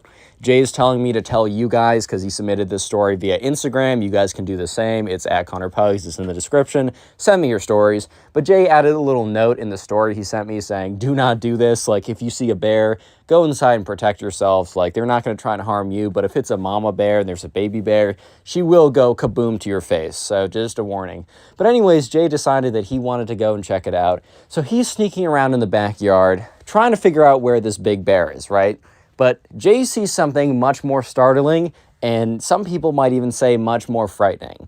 He sees the Karen wandering around, looking through his backyard, and, like, looking into the windows. Like, she's in the back of his house, like, looking at stuff, and, like, peeking into the windows of his house. And Jay is like, he says, hey, like, what are you doing here? And the Karen, like, very startled, looks up and is like, stop being aggressive. And, like, Jay's like, whoa. I'm just really confused why you're here. Like, you didn't seem very happy to see us yesterday, and now you're just wandering in our backyard. She's like, are you stalking me? And Jay's like, bro, am I stalking you? I mean, here's the thing. I was just walking my dog, and I thought I saw movement in the back. So I checked out the movement, and you're the one who's sneakily looking into our windows at 6 in the morning. Like, you tell me who's stalking who. And the Karen's like, I do not like that attitude, mister. I am your elder, and you shall respect me. And I don't like how aggressive you've been to me so far. Not Andrew, sorry. What's his name? Jay? Yeah, Jay's like, I don't know, man. Like, I don't think I've been that aggressive. Like, I've really just been, like, pretty respectful, especially for the fact since, you're the one, like, sneaking in my backyard. You're the one spying into my house. And that's when Jay kind of, like, let her hat it and be like, hey, like, when we came over yesterday, because at this point, like, Jay kind of caught her in a position of, like, spying on them. He's like, hey, when you came over yesterday, like, all we wanted to do was, like, oh, we're sorry if we startled you or something. But all we wanted to do was just say hello, ask if you needed anything, and give you a gift that we worked on today. And you said that you were going to call the police if we didn't go in the next 5 seconds. Like, that's pretty mad disrespectful. And then I find you... Yeah, low-key Jay's going off, and he's like, and then I find you in my backyard? Like, that's crazy. And the Karen's like, don't have that tone with me, young man. You're lucky I'm not calling the police on you for being aggressive. and Jay's like, aggressive, bro? Like, what are you saying? What does that even mean? And the Karen starts walking away. She's like, you're lucky I don't say anything. So, yeah, anyways, Jay goes ahead and gets the dog from inside because the dog is safe. There's no There's no bear outside. There is a scary Karen, though. And if this was a different Karen, like in some of my other stories, she might have tried to steal, Jay's dog. But this is not a dog-stealing Karen. This is a phone-stealing Karen, as you'll see very soon. Anyways, after Jay walks his dog, his parents get up like 10, 15 minutes later. And Jay informs them what he saw. And, Jay's mom is like, kind of disturbed by this. She's like, that's really weird. Like, I understand it if this woman wants to explore the neighborhood as she just moved in. I think I'd probably do the same thing. But creeping in someone's lawn and peering into their windows is just a whole nother level. So yeah, they didn't really think this Karen was some, like, I don't know, some mastermind serial killer type person. They just thought that she was super, super nosy, like wanted to know everything about their neighbors when the neighbors weren't even awake, peering into their house to get more information. However, like, that's fine if you want to look at someone's house from afar. However, sneaking around creepily in their backyard, that's just never okay under any circumstances, in my opinion. Yeah, but anyways, right, Jay kind of thought that, okay, so the night before, or the day before, Jay was pretty sure that was going to be his last Karen encounter. But now Jay kind of had a sneaking suspicion that he was going to have a lot of Karen encounters in his future. So skip ahead a couple days. It is a Friday. Actually, no, Saturday. It's a weekend. It is a Saturday. It is a Saturday afternoon. And, Jay's parents ask him to water the plants in the front. So Jay very happily does it. But he also is like a little bit afraid of getting his phone wet because it's not one of the more waterproof iPhones or Androids or whatever. So he decides to put his phone down like on the driveway, and then he gets like the hose or whatever, starts watering the plants. He doesn't have any music in just because he doesn't have like headphones or he doesn't have wireless earbuds, AirPods, whatever you want to call them, right? So he can't really listen to music, which is actually super helpful to him because he can now hear his surroundings, which normally that wouldn't really matter, but when you're dealing with a crazy Karen, that always matters, bro. So anyways, right, he's just watering the plants at this point, and he hears some rustling behind him, and he looks behind him, and he sees the tree moving, and the tree moved because the Karen pushed past it. And what did the Karen do? The Karen was in the process of bending over, picking up his phone. Real quick, if you made it this far into the video, do me a favor and comment Karen down below. That'll be the secret word of the day. I will try and heart a bunch of comments to say Karen. So if you want to farm some hearts and try and become top commenter on the channel, commenting Karen is one of the best ways to do it. And also one of the best ways to support the channel and help the channel grow, and I have been seeing you guys doing this and I really appreciate it, is literally just sitting down and binge watching old videos. Just like old stories on the channel that I posted earlier, right? A really easy way to do this is to watch my Storytime playlist, which has literally every story I've ever made. It is in the pinned comment down below, so after you're done watching this, if you want to put on the playlist while you're, I don't know, playing a video game, drawing, trying to go to sleep, make sure to go ahead and do that, and let me know in the comment section exactly what you're doing while listening to my stories. It's so cool for me to read exactly what you guys are doing while listening. So yeah, anyways, let's get back to the story. So right, just a little recap. Jay is watering his plants. He puts his phone down kind of far away, just so that he can make sure he doesn't get his phone wet, because the last thing Jay wants is to have to break his phone, or to break his phone and then have to go and replace it and then all that nonsense. Jay's just not trying to do any of that, right? So yeah, Jay turns around when he hears a noise to see that Karen is picking up his phone. And Jay, who turns off the water, is like, "What are you doing?" And the Karen looks at him, turns around, and starts running back to the house. I have running in quotation marks. This is not any body shaming type thing, but the Karen was definitely not built like a track star. The Karen was not built like an Olympic athlete. The Karen was not the most athletic sprinter. She would definitely not do that well in a mile run. She might clock a 60 minutes in a mile. I really don't know. But yeah, so the Karen ran, or kind of fell forwards towards her house. But yeah, she was far enough away and she was close enough to the house that by the time that Jay kind of ran over to her, the Karen was able to slip into her house and close the door behind her. And Jay was standing on the thing and started ringing the doorbell. And the Karen's like, "Stop ringing my doorbell." And Jay's like, "Give me back my phone." And she says, "No." And Jay's like, "Why did you take my phone?" Because Jay was genuinely confused. Look, this woman obviously doesn't like him and his family that much. And she seems to be interested in them a little bit too much, but why wouldn't she just want to deal with her own stuff? Jay could kind of understand, I don't know, snooping on them because she's a nosy neighbor, even though she went to a pretty big extreme, right? But Jay just can't understand why she'd want to steal his iPhone. That literally makes no sense. So the Karen responds, "Well, I know that your parents aren't giving you proper discipline just by the way that you're always aggressive and hating on me and disrespecting me. So I decided that I needed to do that in my own hands." And Jay's like, "What?" And she's like, "Yeah, your parents don't give you proper punishments. They're letting you do anything and be a little criminal by harassing me. So I decided that I will be the one giving you the punishment by stealing your phone." And Jay is just at this point, bro, Jay is just trying to comprehend the Karen logic, because there is normal person logic and then Karen logic. Don't even try and follow Karen logic. It will actually scramble your brain if you even attempt to understand what a Karen is trying to say. That's just from personal experience. I want to save you guys the last remaining brain cells you have after watching my other Karen videos. So yeah, don't even try and attempt to figure out Karen logic. It will literally destroy. You will no longer have an internal monologue inside your brain. You will have just emptiness in there after you try and understand a Karen logic. Anyways, right? So at this point, Jay is kind of just like, okay, no, that's not how it works. Like, my parents are actually fairly strict, and my disrespecting you is simply telling you to, like, get off my property when you were snooping on it. And the Karen's like, exactly, get off my property. And, at this point, Jay's like, not until you give me back my property.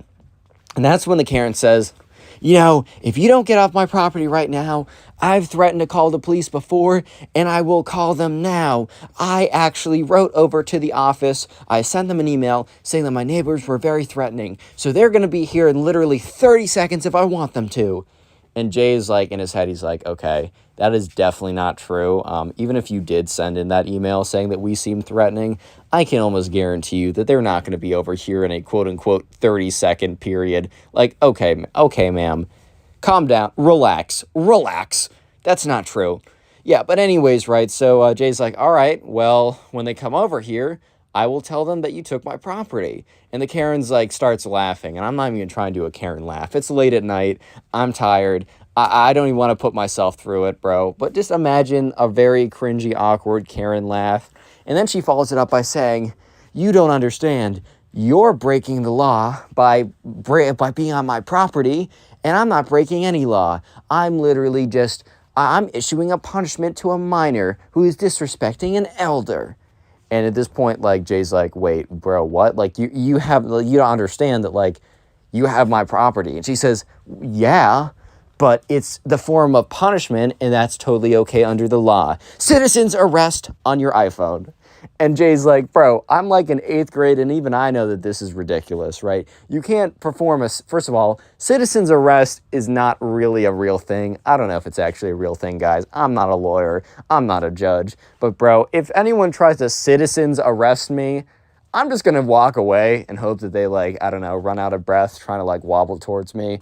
But yeah, imagine like thinking that citizens arrest is real, and also thinking that you can citizens arrest someone's property. So yeah, can I just citizens arrest all the money out of your bank account and then just not give it back? Hold it all up in litigation in the court system? Like, what are we talking about right now, Karen? So at this point, Jay says, fine, you know what? That's not true, but fine. Go ahead and call the police. So the Karen, once again, does her, like, cringy, evil Karen laugh, and is like, you will see who is actually right here. I don't know why the Karen was so confident that she could just steal someone's iPhone and not have to worry about it.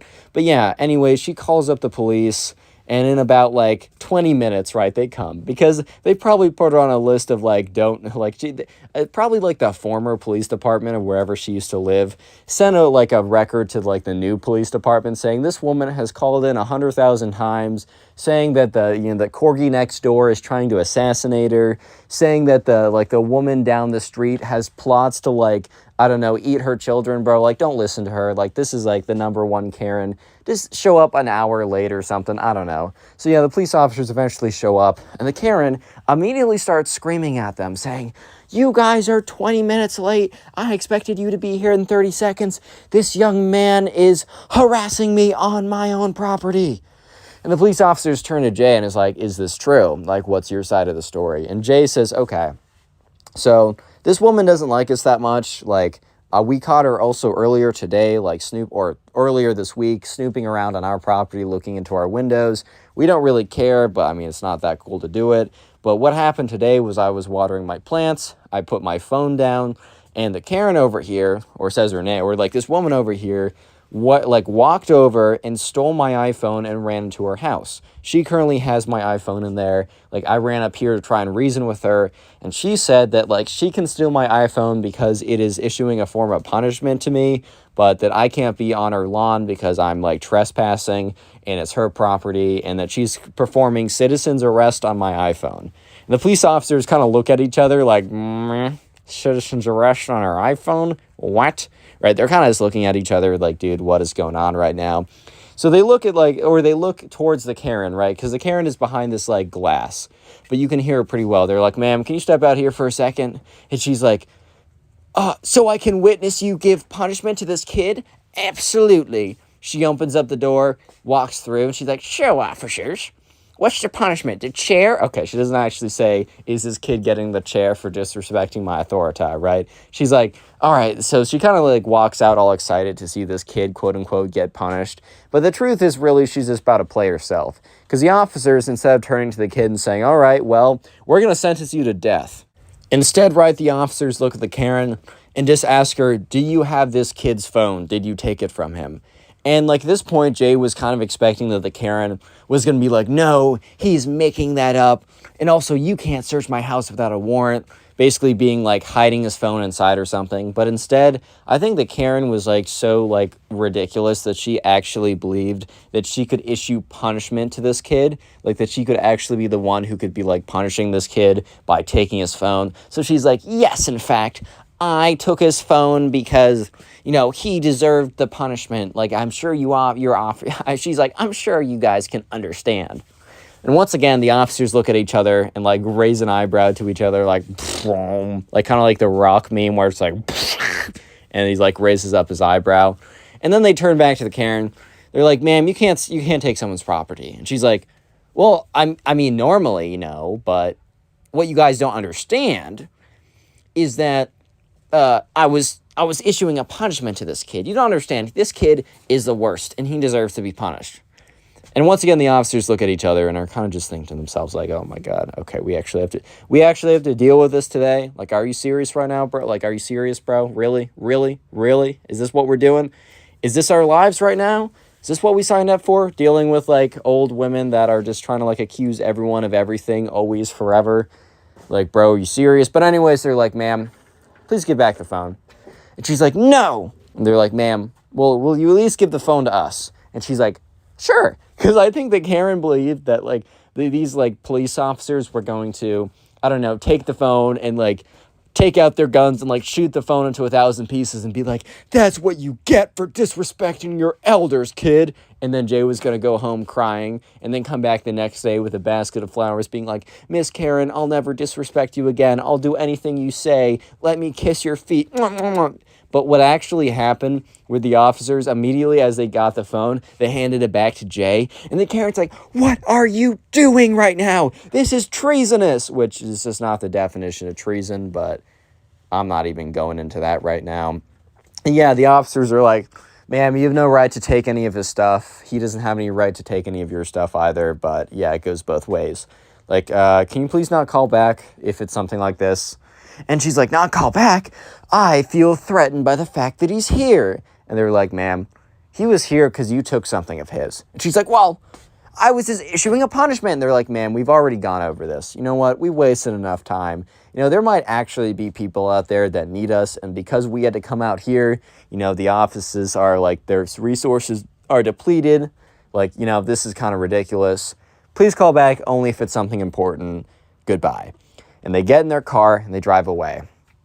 And as Jay's walking back to his house, the Karen is yelling at him like, you won't get away with this. You don't know. I have friends in powerful places. Which, what is that, bro? What does that even mean? I have friends in powerful places. Ma'am, you just moved here, bro. Like, what do you mean? Are you like the CEO of the world? Like, president of Earth is going to come and smite him or drone strike him, bro? Like, what? Yeah, so Jay kind of turns around and is like, okay, haha, whatever.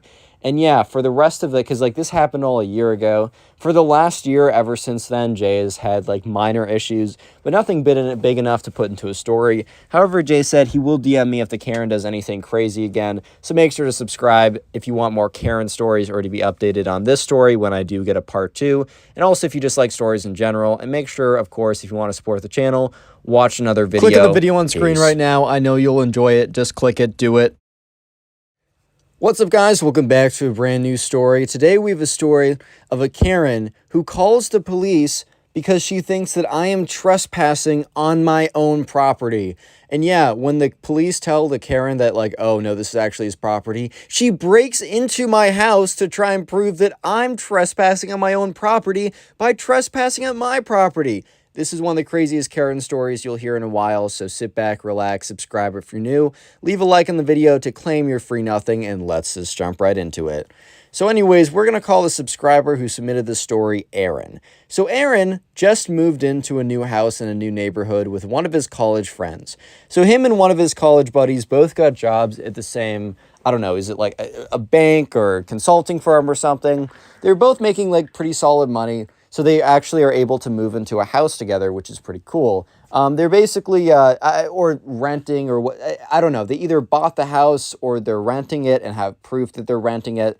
Either way, they are legally in this house, right? And so they move in, they're moving their stuff in, and they see this woman, who is presumably their neighbor, looking over at them very suspiciously. And they kind of look, and Aaron decides to wave because he's like, you know, he's a nice, upstanding citizen who wants to be nice to his neighbors and be friendly and be a good individual. And the Karen looks at him, glares at him, and turns away. So Aaron kind of looks over at his friends, like, it looks like we got, like, looks over at his friend and says, hey, man, looks like we got some pretty friendly neighbors. And he's like, I don't know. She's probably just, like, old or set in her ways or something and doesn't like new people in the neighborhood. It's going to be whatever. Little did they know, it was not going to be whatever, you know. It was going to be quite an ordeal.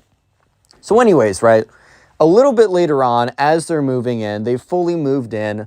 They're getting set up. They're putting the stuff together. I think they're setting up their living room or whatever, hanging the windows, or did I just say hanging the windows? Hanging the paintings by the windows, getting the couch all put together, whatever, right? They hear a knock on the door, and this is not a polite, like, bop, bop, bop. This is a boom, boom, boom, boom, boom, boom, boom, boom, boom. FBI, open up. Kind of like one of those type of knocks, right?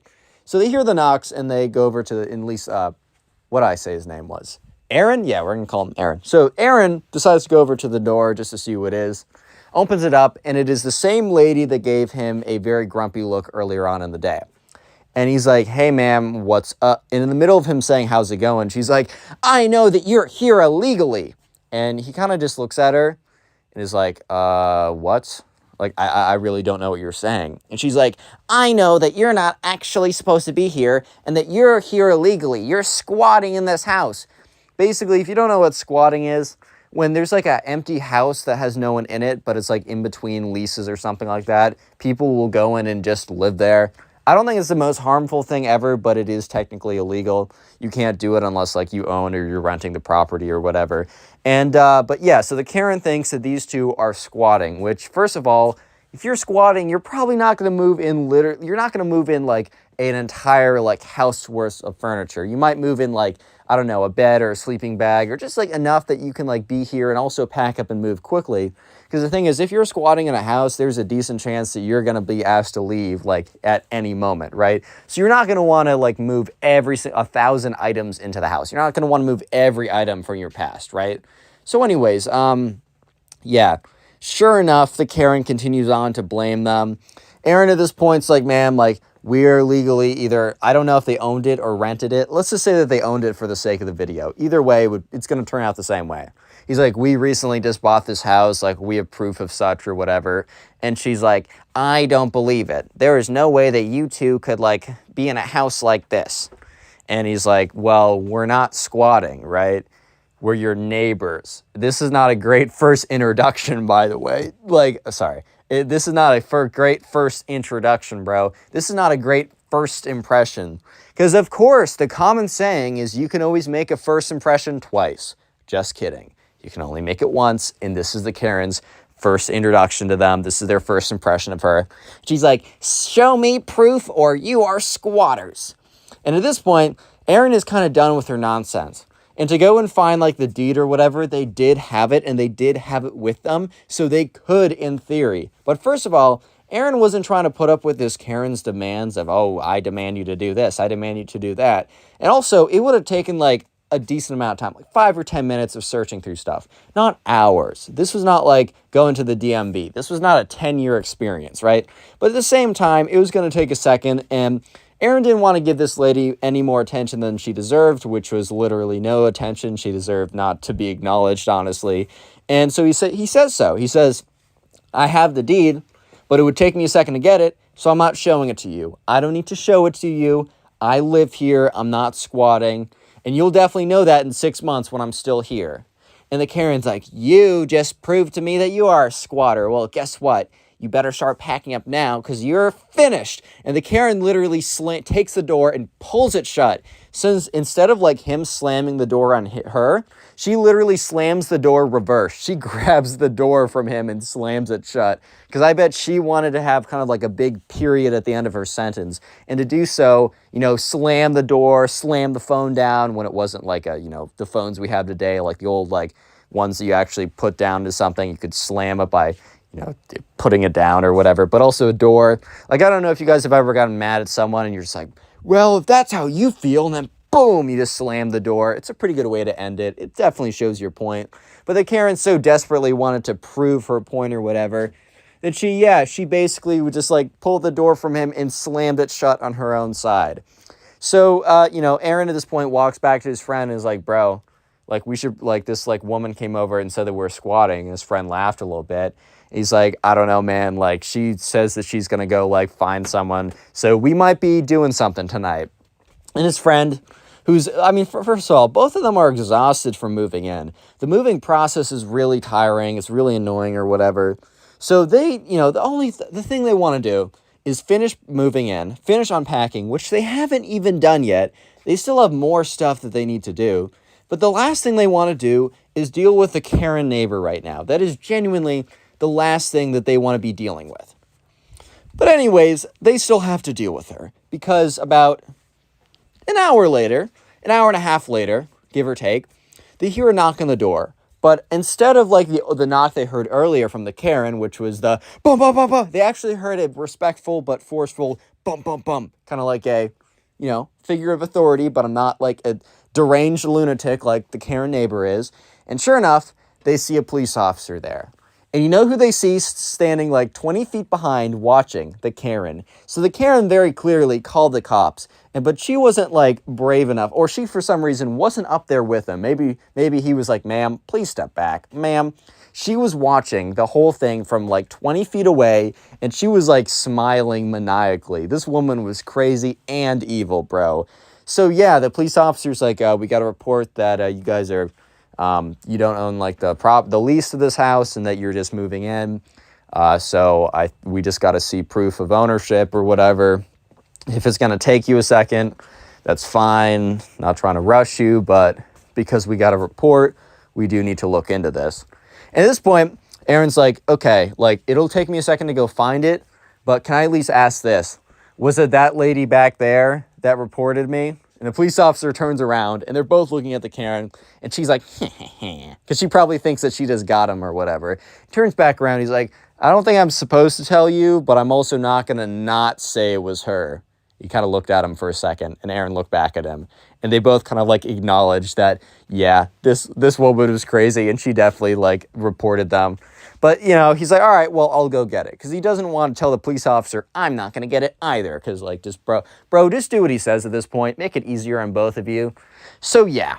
Sure enough, he goes up. He finds the deed or lease or whatever official document is necessary. He comes back down, and he hands it over to the officer. The officer looks at it, and is like, yep, this all checks out. And he walks away. And the Karen's like, are you going to arrest him? Officer, are you going to arrest him? And, he's like, sorry, ma'am, like, no. I don't know if he says sorry, ma'am. He might just be like, no, ma'am, we are not going to arrest this guy. He just showed us proof that he actually lives there. He is your neighbor legally. Like, he's not squatting. Have a good day. And the Karen's like, no, he definitely is squatting there. Whatever he showed you was a forged fake document. And the police officer's like, ma'am, you have no proof of that. I took a look at it. I've seen thousands of these documents. This one's legit. Like, no one actually forges these things. And if they did, I would have noticed. This is a legit document. Go on with your day, ma'am. And the Karen looks very angry. And she walks right by the police officer, right up to the front door. And Aaron is starting to close the door because he's like, I'm not dealing with this. And she literally shoves her foot in to block the door, like a door stand or whatever. Not door stand, a door stopper. And Aaron's like, what? And she's like, I know that you're lying. I know that you're full of crap. I know that you made that up and that you're not actually my neighbor and that you're just squatting. And she's like, oh, no, sorry. And Aaron's like, ma'am, how much more proof do you need? I just showed the police officer my document. And she said, show it to me. And he's like, I don't trust you. I'm not going to give it to you because you might run away with it or rip it up or do something weird with it. She's like, I'm your neighbor. I demand to see it and I legally have to. He's like, ma'am, you do not know the laws of this country, bro. I do not need to legally show you the document of proof that I'm living here. I already unnecessarily did that to the police officer that you called on me. The law has been enacted. I live here. She's like, we'll see about that. She turns around, walks away. So Aaron goes back, sits down. His friend's like, oh man, like, are we free yet? He's like, I don't know. Like, I don't know what else she could possibly do at this point, but I got a feeling she's going to be a nuisance for a while. And Aaron's suspicion was 100% on the money because she wasn't just about to be a nuisance. She was about to be a full-fledged Karen criminal. Real quick, if you made it this far into the video, comment Karen down below. That'll be the secret word of the day. It's not very secret, I know, but it'll be the word of the day at least. I'll try and hard as many comments as I can if I got the time, and either way, just make sure to comment that down below. Also, just so you know, these videos are now being posted again on the Spotify. Sorry for the delay, but the Spotify link is down below. The shorts are on TikTok. The link to TikTok is down below, or it's at Connor Pugs if it's not a link. And finally, the best way you can support the channel, get us in the algorithm, and just help out the community is just watch a lot of my videos. It's not that hard, and it helps out more than you can ever imagine. So just when you're done with this or later on, go ahead and watch a bunch of my older videos. It really does help out the channel. And please let me know in the comment section down below how many of my older videos you've been watching, what you're doing while watching them, stuff like that. And I really love reading those comments and replying to some of them. All right, let's get back to it as the Karen's about to break the frickin' law, bro. Anyways, yeah, so sure enough, at this point, Aaron and his friend are just chilling. They're relaxing. They haven't fully moved in because their plan was to fully move in, but they had a few interruptions by a few individuals that shall not be named. The Karen. But, God, I was trying to do a fake cough and ended up just hiccuping during it. I really hope I don't have the hiccups now because that would make the recordings very annoying. Anyways, I think I'm good. Anyways, right, so Aaron and his friend, they're just hanging out. They're just doing whatever, watching a movie or something before they go to bed. And eventually, they decide to go to bed. They're tired. They call it quits early. And yeah, they're in their separate beds or whatever. And that's when his friend comes into Aaron's room at like 1 in the morning, right? It's pitch black. He's like shaking Aaron to wake him up. So Aaron just wakes up super startled. He's like, what's going on? He's like, man, there's someone in the house. There's someone in the house. So immediately, Aaron, he's like, all right. So he goes over, picks up his phone, dials 911, says, hey, we think that someone's in our house. We're calling now just as a precaution. Like, please show up. We'll let you know if it's nothing. Puts down the phone. Operator, asks for his house address or whatever. They got it. They're coming. So police are coming either way. And Aaron and his friend are like, okay, what do we do? And his friend's like, dude, we should just kind of hide out here. And Aaron's like, well, I kind of want to investigate. First of all, if you think someone's broken into your house, please do not investigate. Just a little warning, don't do that.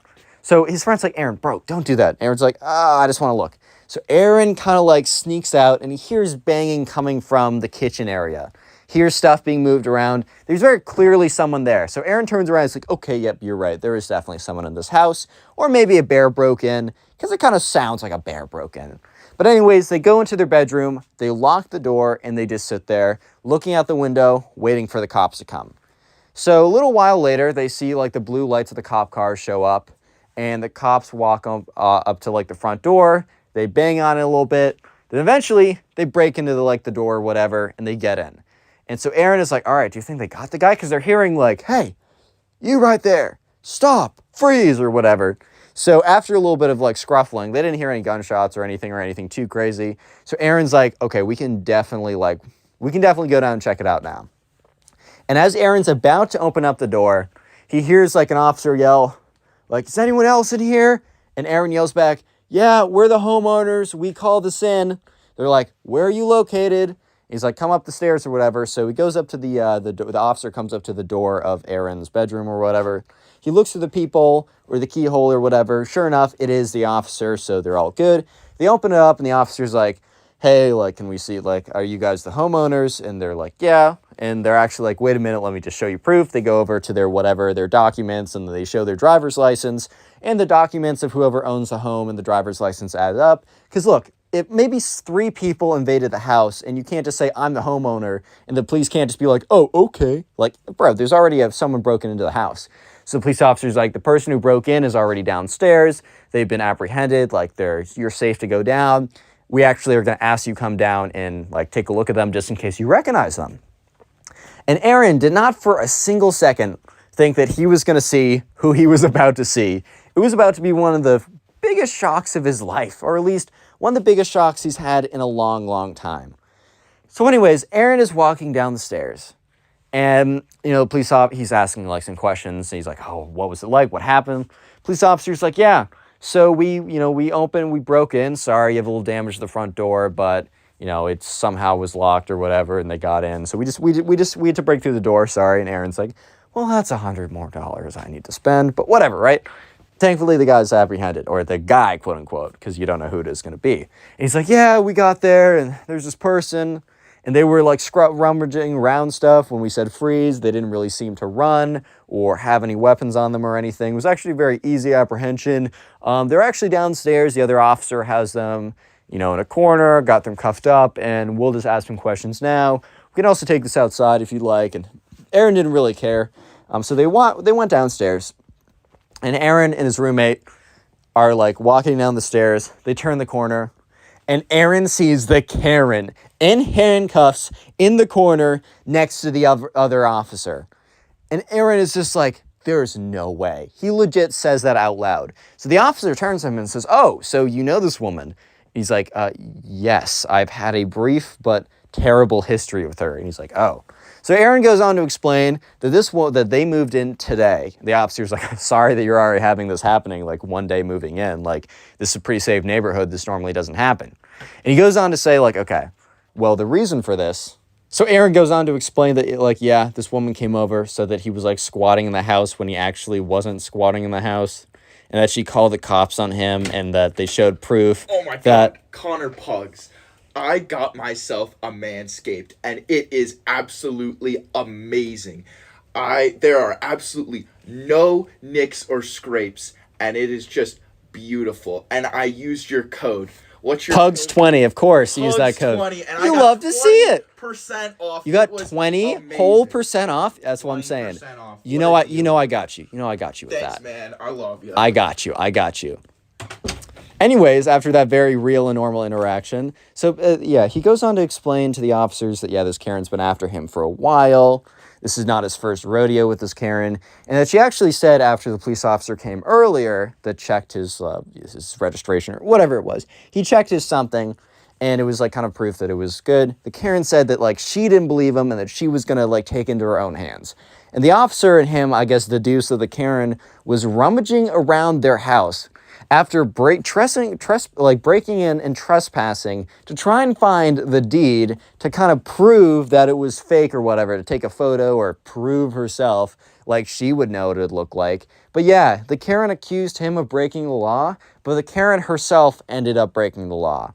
So the officers asked if, like, he wanted to press any charges, and Aaron said no, but on some conditions. And the conditions were basically that if the Karen broke in again, then yes, there would be consequences. And also just the police officers to explain to the Karen that there would be serious consequences if she did anything else like this, and to pound it through her head that they actually lived there. Right? They actually live there. Like, come on now. Is it really that hard to believe that? So yeah, moral of the story is don't be a Karen. What's up, guys? Welcome back to a brand new story. Today we have a crazy story of a Karen who thinks that the laws don't apply to her. So she starts breaking laws in front of the police officers. And let me just say that this is one of the most wild Karen stories I have ever received. And I know you'll enjoy it. So sit back, relax, leave a like on the video to claim your free nothing, and let's jump right into it. So we're going to call the subscriber who submitted this story Aiden. So anyways, Aiden was about 17, 18 at the time, and over the summer, he got a summer job working at this grocery store. So he didn't really have consistent hours, so sometimes he'd be working in the morning, sometimes in the afternoon, and sometimes really late at night. Like, this was one of those grocery stores that was open practically 24 hours a day. I don't know if it was 24 hours, but he worked a very late shift when this story started. He was at a very late shift. So this was like, I don't know, 11, 12 at night. So you'd have a few people come in every like 20 minutes or so, but it really wasn't rush hour, and he was also the only person in the store, which makes this Karen story even more interesting because this Karen decides to come in and start some problems when it's only Aiden. Remember, this kid's like 17, and she's about to give him the hardest time possible. So it all started as what seemed like a normal night. But as all these stories go, they do not turn out to be normal nights. So anyways, Aiden was working at the cash register. He was also in charge of basically anything else going down at the store because he was the only one there. So if someone needed, like, if something needed to be put back or anything like that, he was in charge as he was the only one there. But he was mainly manning the cash register at this point. So all of a sudden, at like 12:15, no one else in the store, no one else working there, no one else getting stuff. He hears the door open, so he looks over. He sees this woman come in, this older woman. She looks very angry. She has a look. She just has a look on her face as soon as she walks in. She just has this kind of look that you know that she's going to be trouble. Like off the bat, you know that she's just going to be difficult. She's going to be a situation they know that she's going to be a situation from like the moment she walks in the door. That's honestly what it's looking like right now. So Aiden kind of looks at her as she very angrily walks up to his desk, and he's like, all right, what's good? And she comes up and says, I would like to return this item. And she puts an item on his desk. And I don't know exactly what this item was, but I do have a description of it. It was beaten up. It was broken. It was heavily used. Aiden didn't even know if they sold it here, and she didn't have a receipt. Yeah, I'm going to say that again so I can let that sink in. The Karen was trying to return something that was clearly used so often that it's completely lost its function, whatever it is. It doesn't even look like something that Aiden sold at the store, and she also had no proof that she bought it from the store, aka receipt. So Aiden very calmly tells her, hey ma'am, we do have a return policy saying that it has to be in pretty good condition, and you also have to have proof of purchase, and this thing is definitely not in good condition. It doesn't look like you have any proof of purchase, and I don't even know if you're in the right store right now because I don't think we sell that here. And the Karen gives him this kind of look of like, how dare you question my authority? I'm your elder. You should do exactly what I say, no matter what type kind of look, right? So yeah, anyways, the Karen is just responds to him, I got this from the store and I have not used it. I only used it once and it didn't work. I just want my money back. And Aiden's like, could you tell me a description of this item? Because I'm telling you guys, it was so worn out and so used that Aiden couldn't even figure out what this was supposed to be. He didn't even know what to type into the computer to look up to try and figure out what it was, because it was so mangled and messed up and beaten up that he couldn't even tell you what it was supposed to be. He couldn't even get a good educated guess on it. That's how messed up it was. That's low-key one of the reasons why Aiden wasn't able to tell me what it was, because he genuinely couldn't even figure it out himself. This is when the Karen starts to get really mad. She's like, your business is scamming a local citizen by not giving the money, not giving a refund where the refund was clearly stated that you could get one. And Aiden says, yeah, we do have a refund policy, but it's also pretty clearly stated that you need a receipt to get the refund. And she's like, I just don't have it with me. And Aiden's like, oh, well, I'm sorry, but if you have it, even if you have it at home, we're going to need you to go back and get it. I know that's a bit of a trek, but it's his policy. I don't run the store. I just work here. I can't be doing stuff like that. And so, because Aiden was maybe going to be lenient if she had a receipt, and then he could at least type in the item and see if they actually had it. Because, Aiden was low-key trying to call her bluff because he was pretty confident that they did not sell whatever this was supposed to be. But she goes on to say, She just like has a mental breakdown. It's like, well, how about you just give me my money and I'll get the receipt later, which is like the most ridiculous thing ever. I get that she doesn't want to make the drive, but what if that like, here's the thing. Let's say that you didn't want to make the drive. Wouldn't it just make sense for you to be like, you don't need the receipt here, just like give me a refund, instead of saying, give me the money now, I'll drive back and get the receipt and bring it back to you? Like, that literally makes no sense, bro. So yeah, Aiden kind of puts his foot down a little bit and explains to her, look, without the receipt, I can't even begin the process of trying to give you a refund. Like, not even talking about the state of this item right here, as he kind of motions towards like the completely destroyed item, whatever it was. Not even to mention the state of this item. Just like very generally, I don't think I can even start to give you a refund for this. So the Karen, something changes in her eyes.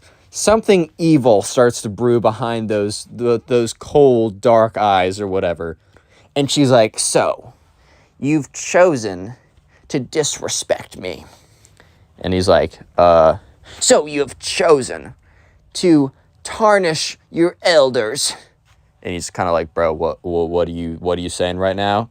I genuinely don't know what's going on. So, you have chosen. And he's like, all right, bro. Because he's like, all right, she's going on about something. I don't know what's going on right now, but it's not like I can do anything about it. And she's like, so I'm going to enact citizens' justice. Bro, not even citizens' arrest, which is the goofiest thing that you only hear Karen say. Citizens' justice. I'm pretty sure that's just called breaking the law. Oh man, I'm just going to enact my own justice. When has that ever been said and then something good follows it, bro? Like, actually give me a time and a place and I'll believe you, but until I hear it, I don't believe you, bro. So anyways, she turns and she starts walking down one of the aisles. And Aiden is so confused at this point, because he genuinely just has no idea what's going on. And sure enough, the Karen goes up to one of the aisles and says, are you going to give me a refund? Yes or no? And I mean, obviously, he's not going to give her a refund, because why would he give her a refund at this point? She's giving him no reasons to give him a refund. Actually, she's given him so many reasons not to give her a refund at this point. And he's like, no, I still need to see your receipt to start the process. And then the Karen takes a big, like, okay, so I think it was like, let's just say it's a big rack of vegetable oil. It was a bunch of something, right? She takes a hand and plows through it all. It all falls on the ground, breaks open, vegetable oil is spilling all over the floor. It's going everywhere. And she turns back to Aiden and just stares him down. And Aiden is pretty shocked at the moment, because he had no idea that the Karen was going to start doing actual damage, right? And she's like, do I get a refund now, little guy? And Aiden is just like, whoa, this is out of my range. This is out of my expertise at this point. This was not in the how to be a cashier training. They did not prepare me for crazy Karens in my training, bro. That's all I'm going to say, is I was not prepared for something like this. So sure enough, he's like, ma'am, I'm going to ask you to leave. Because in his training, I think he was told to, like, if anyone's, like, doing damage or breaking the rules or whatever, you can ask them to leave. And she's like, I'm not leaving before I get my refund. Give me my refund in full, and I'll consider leaving. So not even I'll leave, but I'll consider leaving if you give me exactly what I want. She was probably even going to do a little bit more damage after that too, bro, for being honest. Yeah, but sure enough, he's like, no, like, I'm going to have to ask you to leave. So what the Karen does is she goes on and just, like, destroys something else. Like, I think she finds, like, something glass or something easy to break. She picks it up, boom, smashes it on the ground, takes another one, lifts it above her head and says, are you going to give me a refund now? And Aiden's like, no. Boom, smashes it on the ground again, picks up another one. Are you going to give me a refund now? Aiden just looks at her blankly. Boom! Smashes on the ground. So you can see the pattern here. The Karen's just trying to destroy the entire place until she gets what she wants, right? So Aiden picks up the phone, dials 911, as, you know, you should at this point. Someone's breaking all your stuff, and you're 16, 17, whatever, and no one else is there. Can't call for backup, can't call your manager, can't do any of that. So yeah, calls 911 and kind of explains the situation while big smashing and crashing noises are in the background. Okay, the dispatcher says that they'll have people there in 15 minutes, so just make sure the situation doesn't escalate. which is I don't know, it's a pretty big ask to tell some 15-year-old, hey, I know you're in some crazy situation right now, but make sure that it doesn't escalate. Oh yeah, he'll just go back to his de-escalating a Karen training. You can't train for that, man. You can't de-escalate a Karen once they go full psycho Karen mode, bro. You can't de-escalate them, bro. Anyways, though, yeah, so he's kind of just behind the cash register watching as this Karen goes around smashing stuff saying, are you going to give me a refund now, little guy? Boom. You going to give me a refund now? Boom. But all of a sudden, or not all of a sudden, I guess 20 minutes later, the doors open up and 2 police officers walk in to see the Karen breaking stuff and to see so much stuff on the ground, spilled, broken, all of the above, right? I mean, you can't really break, splattered, destroyed, whatever you want to call it. Depends on the item. You can't shatter like an apple, but you can smush it, right? So whatever it is, it's all been kind of destroyed. It's all been kind of wrecked. So the police officers come in, they're like, what's going on here? The Karen sees them, turns around, sees a supply closet or like a broom closet. Okay, when I say sprint, I mean sprint super liberally. I don't mean she's like, I don't know, Usain Bolt doing like a 1-second mile. I'm saying she like power waddles. Yeah, she power waddles to the, to the broom closet, gets in there and locks it behind her, which, why did the broom closet lock from the inside? Who knows? Aiden's like, oh, you gotta be kidding me, man. You gotta be kidding me. So police officers, one of them walks over to look over at all the damage and make sure the Karen doesn't escape. The other one goes over to Aiden, sorry, I think Aaron is the name of the last guy in the last Karen story, actually, and asks him, so can you give me a recap of what happened? So Aiden goes on to say, yeah, so I was just here. She came back with an item. This woman came in with an item, the woman in the closet right now. It was pretty beaten up, and she didn't have a receipt, and she was demanding a refund. And I basically told her that, well, one, her item was so like beat up and destroyed. I couldn't even tell if it came from here or not. But also, second, if she doesn't have a receipt, I can't even start the process to giving her a refund. So without the receipt, I couldn't even give her one. So she got really mad at this and started breaking stuff, demanding a refund. And by the time you guys came, she's like broken about a third of the store's items. Like, this is pretty crazy. I didn't want to intervene, though, because I don't know what this woman's capable of or, how deranged she really is. Police officer said, okay, son, you did the right thing calling us and trying to keep the situation as calm as possible. We'll take it from here. So they both go up, and actually, like, Aiden stays in the cash register, but this is a fairly small convenience store, so he can hear everything that goes on. So they go up to the broom closet, and they're like, ma'am, what's the meaning of all this? And she's like, that little rapscallion won't give me a refund on my items that I purchased from the store. He is stealing from the elders right now. And they're like, ma'am, first of all, he just works here. He can't make the rules.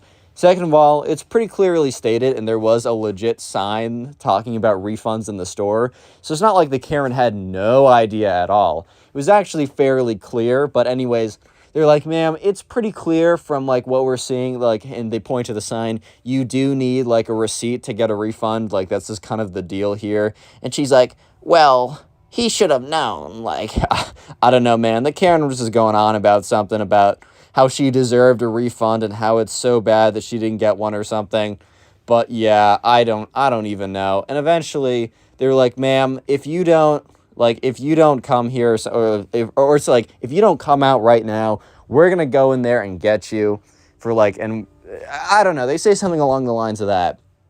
And that's when the Karen starts maniacally / evilly laughing.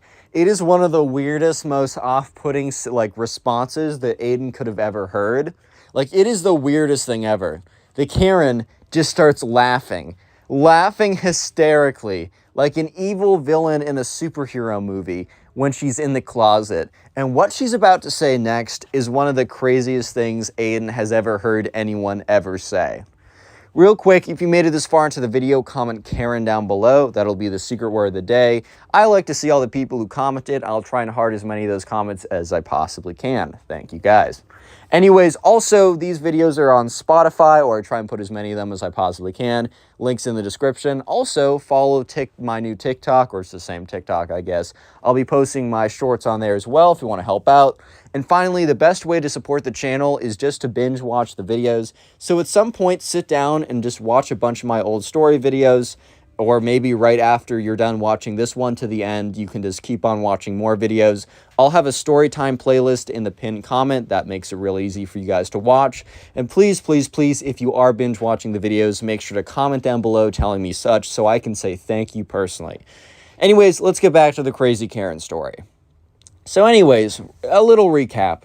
The Karen has ran into the broom supply closet, right? Because she sees the police and she knows she's about to be arrested. Aiden explains the whole situation to the police and explains it like, all right, this is what's going on. This is what's going down. And they're like, okay. They probably got on their walkie-talkie. We're like, we got a code 58, crazy Karen in a convenience store. I repeat, we got a code 58. I don't know if that's a real code or something, but let's just say for the sake of it, code 58 equals crazy Karen in convenience store. Typical situation they have to deal with on the daily at this point. But anyways, they go up to the Karen and they basically tell her, look, if you don't come out here and like, we're going to go into the supply closet. We're going to open that door if you don't open it yourself. And that's when the Karen starts laughing maniacally, which is one of the most off-putting responses you could have possibly heard. One of the most off-putting responses in general, right? So sure enough, the Karen is just laughing maniacally. And she says, you guys can't arrest me. You can't arrest me. And the police officers are just looking at her. And she says, you wouldn't dare arrest a woman. That is not very gentlemanly of you. So the Karen opens up the door and starts laughing. And the two police officers are just looking at each other. And they look back at the Karen, and then they look at each other, and then they look back at the Karen, and the Karen the Karen repeats herself and says, you guys wouldn't dare arrest a woman, so I'm gonna walk free, unless you want to be bad gentlemen. Bro was really raised in the 1700s or something, bro. I don't know what crossed her mind to think that that's actually what's gonna happen, but that is what's gonna happen, bro. Like, I was like, all right, word. So she walks out there, and the police officers are like, ma'am, you caused all this damage to the store. We are going to have to at least take you in for questioning. She's like, what? No, you wouldn't dare not be good gentlemen. And they just kind of look at each other. And Aiden is just so floored by this response. He's just so... He's trying to figure out what's going on. Aiden's like, is this really her response? Is this really her get out of jail free card moment? Is saying that they wouldn't dare arrest her because she's a woman and they would not disrespect their manlyhood, or I don't freaking know, bro. But yeah, they basically say, I don't know if that's how that's going to work. So they turn her around, they take out the handcuffs, and she says, you wouldn't dare do that. And they both look at each other, and then they put on the handcuffs, and she's like, no, arrest him. And they both look at each other. The two police officers are looking at each other like, bro, what did she just say? And she's like, arrest that guy behind the cash register. Pointing to Aiden, or like motioning to Aiden because she's got her hands behind her back. It's a little hard to point to someone when you're in handcuffs with your hands behind your back. And they're just like, why? And she's like, he's robbing me of my refund. They're like, what? He's robbing me of my refund. And they're like, ma'am, you first of all, you know what, ma'am? No.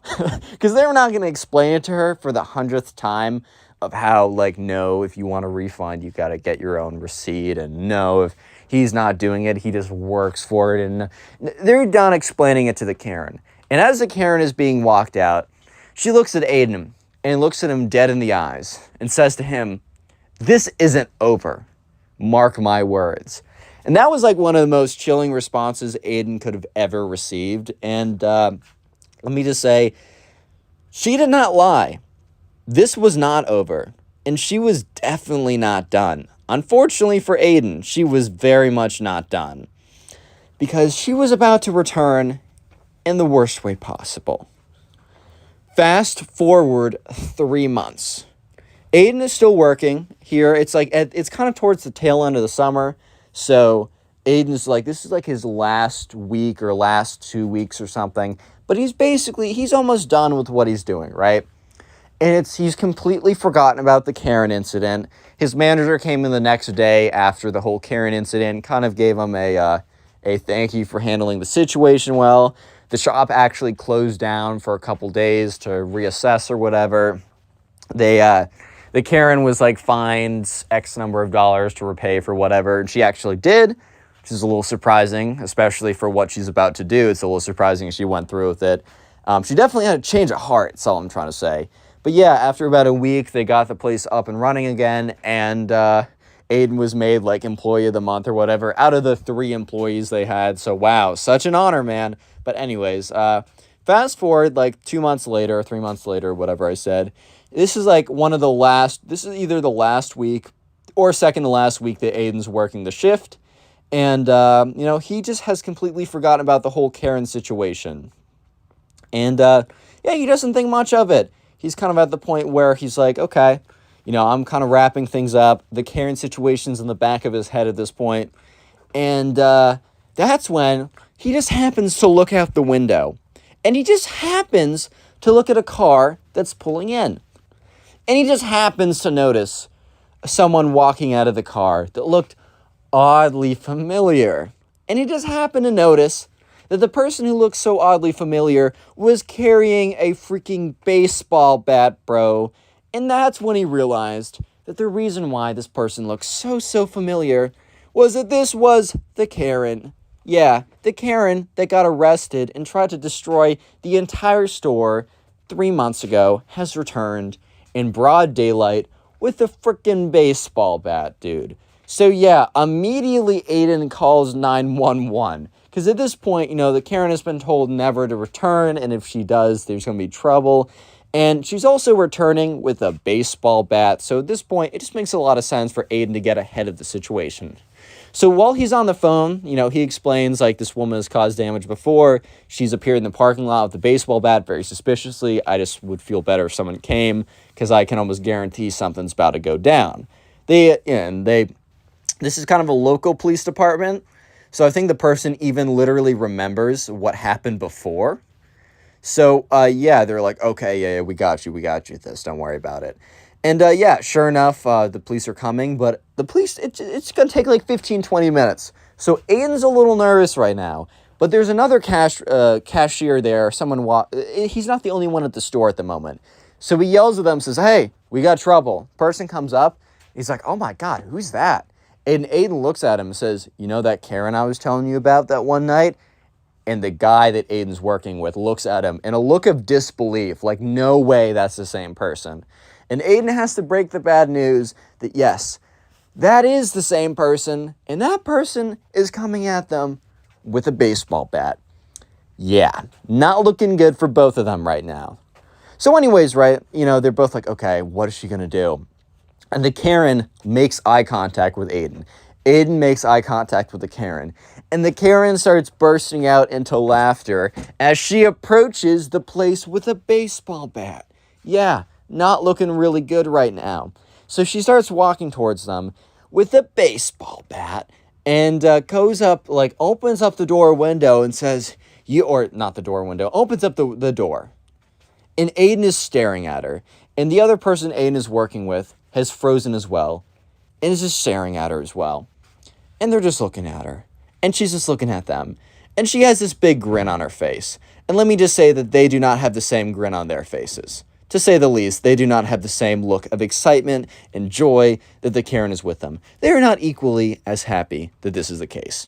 Yeah, so they're all just making eye contact with the crazy deranged Karen who's standing in the door with a baseball bat right now. And she's just looking at them. And she says, you didn't think I'd be back. I told you. You should have given me that refund all that time ago. And now I'm taking my revenge. And immediately she turns to one of the windows. Boom! Hits it with the baseball bat. The window shatters. At this point, Aiden's real scared. Understandably. Because look, when the Karen was destroying stuff in the store, he was really afraid that it was going to get out of control But at that point, she was really just breaking stuff with her fists and throwing it on the ground. Like, he really thought, okay, if the Karen comes swinging for me or something like that, it really wouldn't be that big of an issue because, like, I don't know, like, I'm not too scared. But now the Karen's coming in with an actual baseball bat.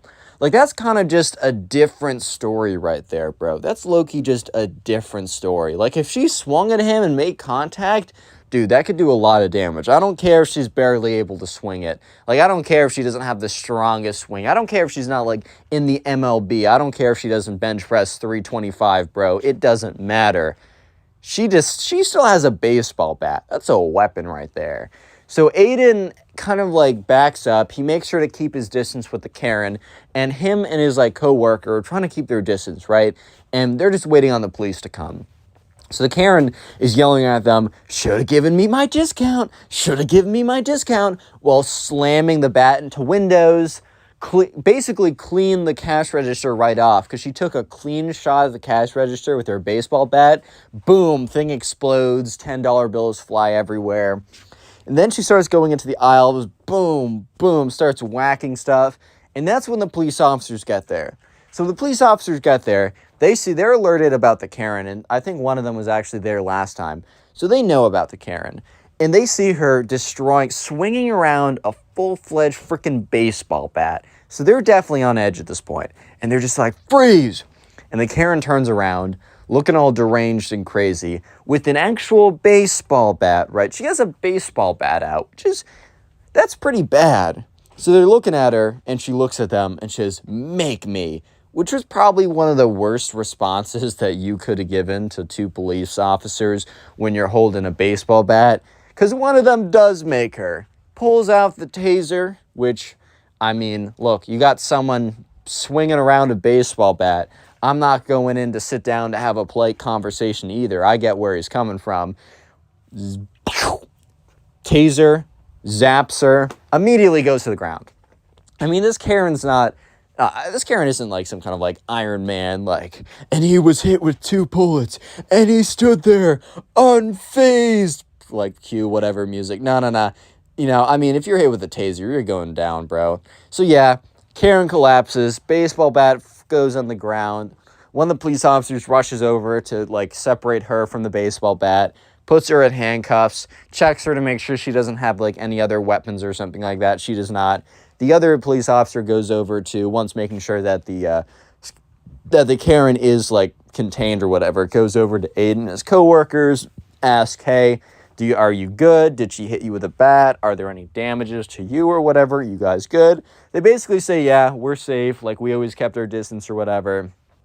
And yeah, one of the police officers who was there last time is like, is this really the same woman that was here like 3 months ago? And, at this point, Aiden recognized this guy from being there 3 months ago. He's like, yeah, this is the same woman. I haven't seen, and, he says, have you seen her over the last, like, 2 or 3 months or however long ago it was? And he says, no, like, I have legitimately not seen her since. She also, the money went through that, like, she was charged for all the damages she did. She paid it through, so we kind of thought that we'd never see her again, but I guess not. So yeah, the police like take her away. Obviously this was a lot more serious.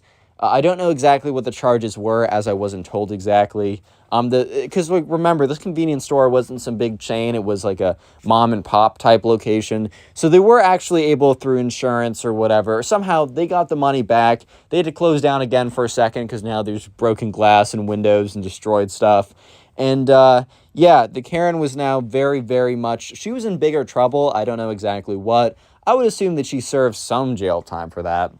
I doubt she got off on like the second time, because like that time she was swinging on them with a bat. Like, that's some serious stuff you're doing right there. But yeah, moral of the story is, I don't know, don't be a Karen, bro. Yeah, subscribe if you're new, watch another Click on the to video on support the screen channel. right now. I Peace. know you'll enjoy it. Just click it, do it.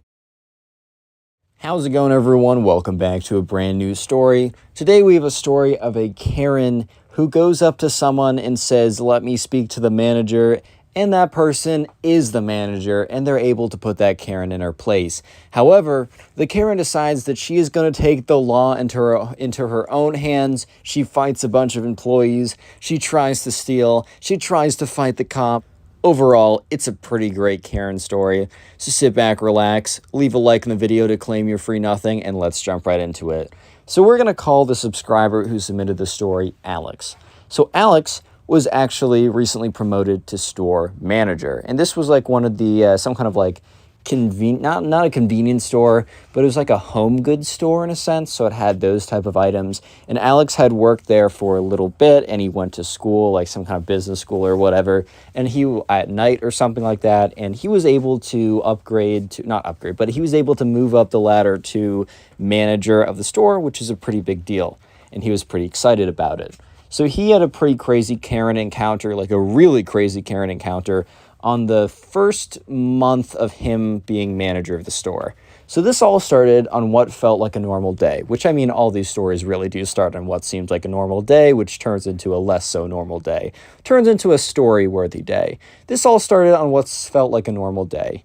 And it was about 2 in the afternoon, and Alex, the store manager, was working back in his little office or whatever, checking up on inventories, looking at balance sheets, whatever store managers do. And basically, right, a little bit of the story is from the perspective of a cashier. So I will give you that perspective now. And just so you know, it's the cashier told Alex, the manager, about this. So anyways, this Karen walks into the store, and she goes around and she finds an item that she really wants. And she goes up to the cashier and she goes to checkout. And while he's ringing up the item, the Karen is fishing around in her purse. And the Karen pulls out this this coupon, old, crinkly, really old, whatever, right? But at the end of the day, a coupon is a coupon. It doesn't need to be in prime condition to be used. However, the coupon has an expiration date. Some coupons are kind of unlimited, but some of them do have expiration dates. This one very clearly had an expiration date of 1 year ago. So she hands it over to the cashier, and he looks at it. He's like, "Ma'am, so sorry. I can't take this coupon. It expired a year ago. Would you still like to purchase these items?" And the Karen looked at him and says, "I handed you a coupon. I saved the coupon for when I wanted the item. I want the item, so I should get the percentage off." And at this point, the cashier's like, "Look, I don't write the rules here. Personally, I think I would have given you the discount, but I can't run into the system and expired a coupon. It literally won't work." Even if the cashier wanted to give her the discount, he can't just plug in minus 30% for no good reason. He needs to scan the coupon, and if the coupon doesn't scan, the coupon doesn't scan, man. So he tries to explain that. The Karen is not hearing it. The Karen, all the words go in one ear and they float out the other. And she eventually goes to the classic, tried and true, the most Karen-y line of all time. She demands to speak to his manager. And this is where we have the subscriber come in. So anyways, Alex, the subscriber, the manager of this kind of business or whatever, you don't call it a chain if it's not a restaurant, right? He'll be sitting there doing his little spreadsheets or something, when he hears a knock on the door. He says, "Come in," and he sees the cashier walk in. He's like, "Oh, how's it going?" This was kind of a newer cashier, signed him 2 weeks ago. I mean, Alex is pretty new too, but this guy was even newer. He says, "Hey, we got a little situation. Someone wants to speak to you for some issues regarding an expired coupon." And Alex was kind of looking at him like, "Look, is there any way you can tell her, the company policy is company policy, and because I'm a little busy right now," because he was a little busy right now, right? So the cashier's like, "All right, I'll try and do that." 2 minutes later, the cashier, Alex is sitting there trying to balance his budget or whatever, figure out what goes in the little bubbles, and he hears another knock on his door. He's like, "Okay, come in." It's the same guy, the same cashier comes in. And basically what happened is he went back to the Karen, tried to explain that the manager was a little busy, but he said that, "Oh, well, I don't know. Company policy is company policy." And it turns out the Karen started to get really mad at him and demanded that she said that she would not move her spot in line until she was able to speak to someone of authority, aka his manager. So yeah, she was starting to cause a scene, and she was also backing up one of 2 cash registers. People were moving to the other line, but now the other line was getting super long, and like the one person standing behind the Karen was starting to lose his mind or whatever. So eventually, the manager walks out. And the manager and the the manager and the cashier, no, the cash register did not sprout a bunch of legs and started walking around and having sentient thoughts and, doomsday scenarios puncture his daily thoughts his consciousness every second. But, so the cashier and the manager, I'm just calling the cash register again, they walk over to Karen. And the Karen is just looking at them. And the Karen, is like, I would like to speak to the manager, please. And the manager's like, hello. And the Karen looks at him and says, I would like to speak to the manager because, Alex was a little bit younger. He was in his late 20s. I think for some reason the Karen thought that the manager of this home goods store was going to be some like slicked hair, super fancy suit, billionaire type with like one of those little Monopoly Man mustaches and a cane or something. Bro, it's a manager of a home goods store. It's not the Monopoly Man. I don't know what your expectations are. So this is where Alex is able to say probably one of the most satisfying things. I'm the manager, ma'am. And she's like, oh, well, then you'll be able to sort this issue out quite quickly. So you see here, I have a coupon. And your cashier, I'm calling him a cash register again. What am I doing? Your cashier over here, he's not giving me the entailed 30% off this item. And the manager looks at the coupon and says, well, looks like it says it expired over a year ago. Sorry, it's simply company policy. We can't give you we just can't do that. I think maybe the manager would have been a little bit more generous or maybe would have allowed this to happen if the Karen wasn't the absolute worst about it, wasn't causing a scene, wasn't super demanding, wasn't basically being a big Karen because, the manager, Alex, has only been the manager for about a month, but he's lived for like 28 years. He's encountered his fair share of Karens, and he knows that they all work about the same. So he basically told her no. The Karen, not being able to ask for his manager as he is the manager, and that would be a recursive call, is like, all right, whatever. Fine. The Karen's like, well, I'm not coming back to this store anytime soon. And, Alex hates to hear that, but what is he going to do about it? Karen does not put the items back. The Karen shoves the items into the cashier's hands and storms out the building as the cashier puts the items back. You guys might be thinking, well, that's the end of the Karen story. Connor, that wasn't that crazy of a Karen story. Hold on. That was literally just the introduction to the craziest Karen story ever. All right, strap yourselves in, prepare, and let's jump into it. So anyways, the next day, the Karen returns to the store, and the cashier notices this. And also, the manager notices this because the manager was talking with one of the other cashiers for some reason, maybe about checking inventories, or I have no idea. But he's out of his office, and he recognizes the woman who stormed out saying that she would never come back to this store ever, is back in the store. Very interesting. She goes to the aisle where the item where she wanted a discount was on, grabs the item, and instead of heading towards the cash register, or cash registers, she is bolting it towards the door. So immediately they're all like, hey, yo, whoa, 1 second here.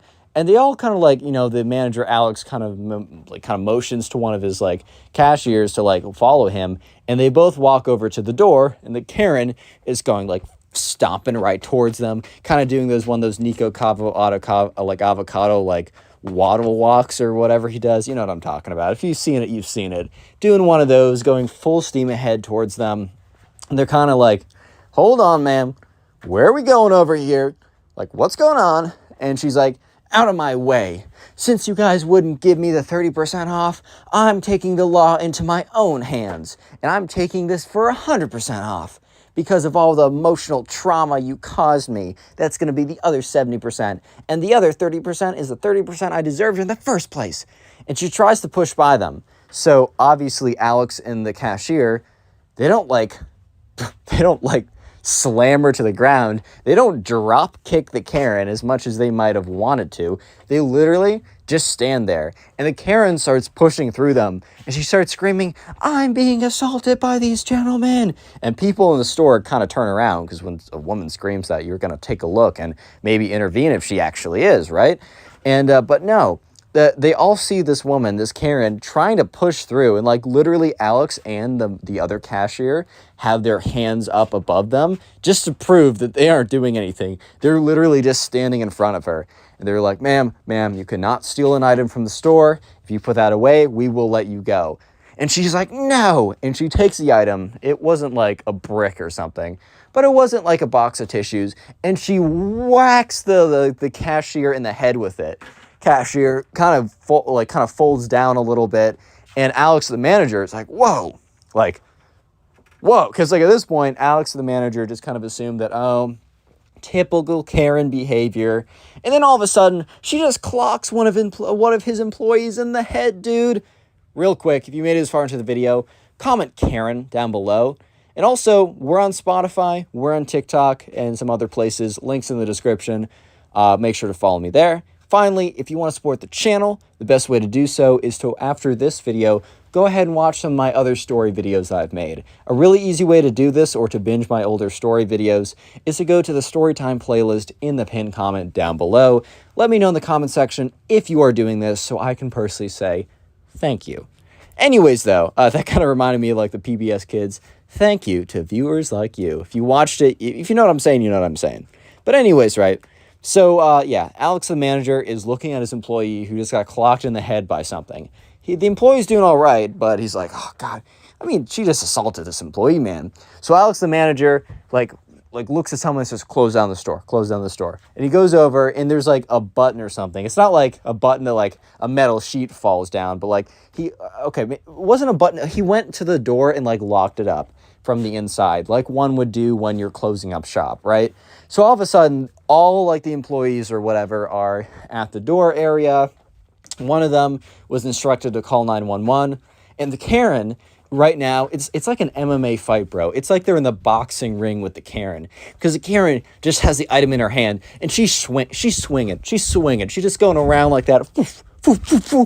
She's just like swinging on people. Thankfully, she's not a trained fighter, so she's swinging and missing, going off balance, stumbling backwards, swinging, missing again. But the whole time, she's just swinging, this like whatever. She's trying to hit people. She hit the cashier first. They also got this all on videotape, which kind of important later on, because eventually the police get there and they open up the door and let them in. Police officers are like, what is going on here? And the Karen's like, these men have been assaulting me. These men are attacking me. Help me, officers. And the officers are like, well, we've been told a pretty different story, ma'am. We've been told that, you've been swinging on them with this item, and they point to the item in her hand, and you specifically hit one of the cashiers, and like looks at the cashier who has kind of like now an ice pack on his head. It's pretty clear that the Karen is in the wrong on this one, but the Karen, being a Karen, doesn't know when to let go. Doesn't know when she's lost. You know what I mean? She just keeps going for it. She's kind of just like, screw it. I'm just going to keep going for it. I really don't care. So sure enough, the Karen is like, no, like, you don't understand. Like, you need to understand that, like, you don't understand, bro. You don't get it. You arrest him. This guy over here, and points to Alex, and they all kind of turn to Alex. He has been disrespectful to his elders. And police officers kind of looking at each other like, bro, what? Like, this woman really just asked me to arrest someone for being disrespectful to their elders. Like, and they turn to them, they're like, ma'am, please calm down. And she's like, I will never calm down. And she takes the item, and she literally chucks it at one of the police officers' heads. And the police officer is like paying attention enough that he dodges it, but like the other officer looks at him. He's like, are you good? He's like, yeah, I dodged it. And they look over, and the Karen is power waddling, not running, let's be real here, power waddling away into the aisles. So the officers are like, ma'am, come back here. They're not going to chase her down. She isn't some like hardened criminal who's like going to be able to get out of there. They know for a fact that without a mobility scooter, she isn't going more than like a 1/100th of a mile, right? So they walk after her slowly and they're like, ma'am, please, let's make this easier for all of us. Please just come back here, ma'am. So yeah, they're like walking behind her and she's like, you'll never catch up with me. It's like, have you ever seen those SpongeBob episodes where like Plankton is like running away and because he's like 1/4 of an inch tall, he just isn't moving at all because he's so small, right? Mr. Krabs just like walks over to him. Basically the same situation. They're basically walking next to her, they're power walking beside her as she's frantically sprinting away, right? And they're like, ma'am, come on now. Ma'am, please make this job easier for all of us. And just admit, just admit you're done, right? Just like, come over. And she's like, no, never. They're like, all right, we didn't want to do this. So one of them goes in front of her. The other one goes behind her. It's kind of like to block her off. The one behind her gets the handcuffs out. You might be thinking, handcuffs on a Karen? Like, that's crazy. Karens should be above the law. They should be able to assault anyone that they want because they're Karens. No. Look, bro, even if you're a Karen, that doesn't mean you're allowed to assault people. And at the end of the day, she didn't just assault the cashier. She also assaulted the police officer. They had all the rights to do so, bro. Let's be honest here. They were not in the wrong on this one. Yeah, so sure enough, Karen in handcuffs is basically pushed to the front of the room. Or not pushed to the front, or led to the front of the room.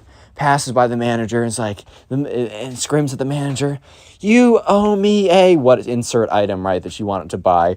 I don't know, like a hat. I think it was a little more substantial than a hat, but like, you owe me the item and you would have been able to get away with just having 30% off, but you legally owe it to me. And at this point, like, I don't know, the manager's like, what? I legally owe it to you? And the officers are like, don't worry, sir. Go back to your job. Everyone here, you're free to go. Like, you can go back to what you're doing. And the thing was, there was like an entire crowd watching the whole thing because it wasn't like the Karen was the only individual in the store when they had to lock it down for her behavior. There was plenty of other people. So many people were just watching the whole thing go down, right? They were just watching the Karen wail on people and then get completely freaking owned, which was pretty satisfying, right? So everyone watches, and dude, the whole audience, like not the audience, but the crowd watching basically erupts into applause as the Karen is walked out. And the Karen is yelling at them like, you should be on my side. I fight for the consumer. Like, I fight for you. I am just an old lady who wanted to use 30% off. So I was doing what I thought was right. And the manager's like, so attempting to steal like the item and then assaulting us. Yeah, and she's like, well, when you put it like that, it sounds bad. And then that she's like, you know, she keeps on yelling or whatever as she's being escorted out by the police officers. And moral of the story is, don't be a Karen, bro. Click on the video on screen right now. I know you'll enjoy it. Just click it. Do it. Today we get a story time of a Karen who smacks the teacher for failing her son. Yeah, some people, you know, sometimes Karens ask to talk to the manager. Sometimes Karens will stomp their feet and get mad. But in this case, the Karen actually attacked the freaking teacher because her son didn't do any of the work. Let's jump right into it. So we're going to call the subscriber who submitted this story Jay. And anyways, in Jay's class, there's a kid who we're going to call the spoiled kid. And the spoiled kid is your stereotypical spoiled rich kid. Everything anything he could have wanted had been given to him. And, you know, everything about him, his entire personality was the fact that he's loaded or his parents are loaded. Let's just be specific. And just for example, he would, whenever like he got a new something, so like, oh, he got the new Gucci shoes or something like that, he would come into class and he would like show off to everyone how he got the new what or got the new what, you know, like the whatever, right? And also, it would just be little things like that, such as, like, in class one day, I was like, oh, what did you guys do over vacation? And the spoiled kid went to, like, I don't know, like, the Mykonos Islands, which, if you don't know, it's, like, a really popular tourist location, but it's also a really expensive one, and you can go, like, really, it costs a lot of money to go up there, right? I've never been, but it looks pretty cool. Maybe one day. But anyways, maybe if you just said, oh, I went to like Mykonos and kind of left it at that, no one would really care. Or at least it would be fine. I wouldn't call him a spoiled kid if he literally just responded to the teacher's question as anyone would respond. But he went on to be like, I went to Mykonos and I went there for an entire week and I flew over there in a private jet and I stayed in a 5-star hotel and I went on a shopping spree and spent $2,000 on designer clothes and et cetera, right? So this spoiled kid was, this kid was just a spoiled kid, right? And he also had a massive Karen mom. And this mom was literally notorious. She was known as being the biggest Karen ever, even before this story in which she smacks the teacher for failing her son, right? She was known as the biggest Karen ever, even before this. For example, this all had like a couple months ago, in the very beginning of school, it was like parents were allowed to come in to see their kids or whatever. And the Karen immediately rolls up in like, I don't know, super expensive car or whatever. And she parks in the back. And there was parking in the front and parking in the back.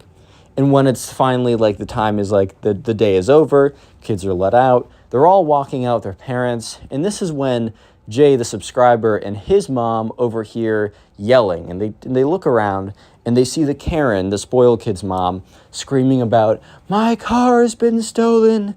My car is worth $100,000 and it's been stolen. Which one of you peasants stole my car? And the truth was she just forgot that she parked it in the back instead of parking it in the front. And it was kind of embarrassing for everyone else but her. I really don't think that Karen cared because she was able to tell everyone that she drove a $100,000 car and you need to know it, right? So, this mom was already known as a Karen and this kid was already known as a spoiled kid. So let's jump ahead to the actual story. So Jay is in class. And this spoiled kid is failing this class. He's not doing anything. So this kid was basically failing this class. Every day he would not every day he'd show up. Every day then he showed up. He showed up like a third of the time, which in college, skipping your class, you can actually still do really well. And I know kids that get like A's in their class and never show up. They only show up the days of tests and quizzes or whatever. Because the truth is, in college, sometimes it's honestly worth, I'm going to be honest, and maybe this advice will be taken the wrong way by some people, so understand your own levels, but sometimes teachers will try and explain subjects in an hour that you could have learned in a 20-minute YouTube video, and going to the class just doesn't make sense. Sometimes teachers are really good at their subject matter, but they're just not good at teaching. And whatever, I don't think I'd be that good at teaching. But this kid never showed up to class, and the times that he did, he was always on his phone. He never paid a single bit of attention. And whenever it was like the teacher was like, okay, hand in your homework, the kid would always be like, sorry, I'll get it to you later. Basically, the kid handed in 0 homework assignments. Also, when the test came around, this kid very clearly did poorly.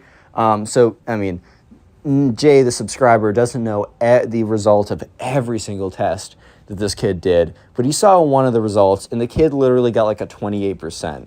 Like, I think he only got 28% because he wrote his name down on the piece of paper. I don't really, that's probably the only reason. I don't think he got any of the other points. So one day, Jay needed to ask the teacher a question. And it was one of those questions that was more personalized, so he just knew that the teacher would have appreciated it if he asked it after class. And also Jay, who just likes a little bit of privacy, even though it wasn't a very private situation, decided that he was going to ask a question to the teacher after the class. So he decides to wait after class. And he tells the teacher, hey, I have a question for you after class. And the teacher's like, okay, cool. So he asked the question, and the teacher, before class period ended, also asked Jay to stay, just be like, hey, Jay, can you stay after class for a second? Jay kind of rolls his eyes or whatever. And not Jay, sorry, the spoiled kid. He asked the spoiled kid to stay after class, and the spoiled kid kind of rolls his eyes. He's like, whatever, dude. But Jay asks his question, the teacher answers it, and then Jay goes back to the back of the classroom so he can pick up his his backpack, put that thing all together, and leave to go to his next class. So while he's doing that, he overhears the conversation that the spoiled kid and the teacher are having. The teacher basically explains to the spoiled kid, look, I've never failed a student before. I really only like giving out A's and B's, but there's no way that I cannot not fail you right now. If what's going on right now continues, I'm sorry, but it's very likely that you'll fail this class. And the spoiled kid kind of like perks up a little bit, because while the spoiled kid put zero effort in, he was kind of expecting to get C's or whatever. And the spoiled kid's like, what? Is that because you don't like me? Is that because you don't appreciate my lifestyle? And like the teacher's like, what? No, it's very clearly defined. The class attendance is 30%, homework is 30%, test, quizzes, and other is the other 20%. Like I really can't, or 40%. I didn't, okay, those probably don't add up. I didn't even think about it. Just make those add up. I don't have that part written down. I made that up off the top of my head. So don't be like, oh, computer science major, can't even add numbers together. Shut up. Anyways, the teacher basically explains that even being super generous in the departments, like saying he got 100% attendance when he showed up a third of the time, or like giving him extra credit or whatever, he's not even close to passing the class. So the teacher basically says, look, if you show up to every class, or basically every class, I'll allow 1 or 2 mistakes, right? If you basically show up to every class, and you pay attention, and it looks like you're paying attention, I will make sure that you pass, even if the numbers don't add up. But if things continue as they are, it's unlikely that you'll pass. So normally, bro, in my opinion, if I was given this opportunity as the spoiled kid, basically the teacher's saying, you don't even need to try. You just need to show up. You need to do the bare minimum, and I will let you pass my class. That's like a golden opportunity. That is such a good opportunity that the teacher's giving this kid. This kid he has the craziest reaction ever. Because the kid looks offended and looks at the teacher and is like, I'm not playing into your games. I'm not falling for that. I'm out of here, man. And the kid storms out of the class. Real quick, subscribe if you're new and you like story videos. Comment spoiled down below, or comment Karen. I'm giving you 2 options for the secret word of the day. I'll try and heart as many of those comments as I can. Obviously, leave a like in the video to claim your free nothing, and let's get back into it. So anyways, the teacher is kind of taken a little bit back, because he did just offer this kid a pretty nice opportunity. In fact, Jay's like, low-key, if I just had to show up and do nothing and I got like a C guaranteed, I don't know, man, it'd be tempting. But anyways, the next day comes around, and the next day is where all the action really comes in. Because Jay sits in class, and the spoiled kid is nowhere to be seen. However, this is not out of the blue, and especially after the spoiled kid like stormed out of class at the very end when he's talking to the teacher, he could understand that the spoiled kid was probably like, quote unquote, protesting the class or something really stupid that would make sense to the spoiled kid simply because he's a spoiled kid. So anyways, right, eventually, that is not the case. The spoiled kid, in fact, does show up to class. However, the spoiled kid does not show up to class alone, because the teacher is in the middle of teaching when the door slams open. Normally, when you're late to class, you're trying to be as like sneaky, not sneaky, that has a bit of connotations. You're trying to be as quiet and discreet and kind of just respectful when you enter in late. I know, because, I can be late every once in a while. It happens, right? I come in, I'm a little bit late. Teacher's in the middle of lecture. What I'll do, I'll quietly open the door. I'll swiftly, but not drawing attention to me swiftly, make my way to the back of the classroom, sit down, and just pretend like nothing happened. And that's how you're supposed to do it, right? If you're late, it's how you're supposed to do it. Spoiled kid slams the door open. And so he slams it so intensely that the teacher and the class could not ignore him. He basically got all their attention like that. So everyone turns around to look at the spoiled kid. And it's not just the spoiled kid in the door. It is the spoiled kid and his notoriously Karen mom. We're just going to call her the Karen and him the spoiled kid, just for clarification. So the spoiled kid doesn't even say a word for the next interaction. The Karen immediately bursts into yelling. She's like, "You're failing my son because you're prejudiced against him because he's rich." And the teacher is just looking at her blankly, just like, bruh, what? Like, dude, I don't know what you're saying or how you came to such a ridiculous conclusion, is basically his train of thought right now. Which makes sense because how did one come to such a conclusion like this? But anyways, the Karen goes on and is like, "I know that the only reason you're failing my son is because you're rich phobic." And someone in the class, in the way back to class, like let out like a very clear laugh. And like the Karen turned around and gave him a death stare, but then turned back to the teacher. And the teacher's like, "Ma'am," at this point, the teacher really kind of gave up any form of privacy he was going to give the spoiled kid because he's being confronted in front of the entire class. So he goes on to say, "Ma'am, like, no disrespect, but I'm not," or like, not even no disrespect. He doesn't say that. He says, "Ma'am, I'm not being quote unquote rich phobic," whatever that's supposed to mean. "Your son is failing the class because he never shows up and attendance is 30% of the grade. He has never handed in a single homework assignment, which is 30% of the grade. And I don't even want to tell you his quiz and test average, which is 40% of the grade. There's a reason why he's failing, and he's not failing because I'm quote-unquote rich phobic. That's ridiculous." And the Karen completely ignores it. It's like, "My son is telling me that you hate him because, when you question him on his lifestyle and he, answers your questions, that you got this look on your face of being super jealous because you want to live his life because he's so cool like that." Which is like, did the Karen literally just say, "My son is so cool like that, that's why you hate him and I'm failing him"? Like, you really got to question what's going on in this Karen's head. Does she have an internal monologue? Does she actually think? Or is she literally just like Look, is the spoiled kid controlling his mom with a little antenna, right? Is it like when Plankton jumped into SpongeBob's head and replaced his brain with like Plankton's device or whatever? Because it kind of sounds like this by the way that the Karen is acting. The teacher reiterates, "No, that is not why. Your son is failing the class because he is, not doing what is necessary to pass the class." The teacher just says it point blank, nice and easy, spells it out for the Karen. One would believe that it would be like understood.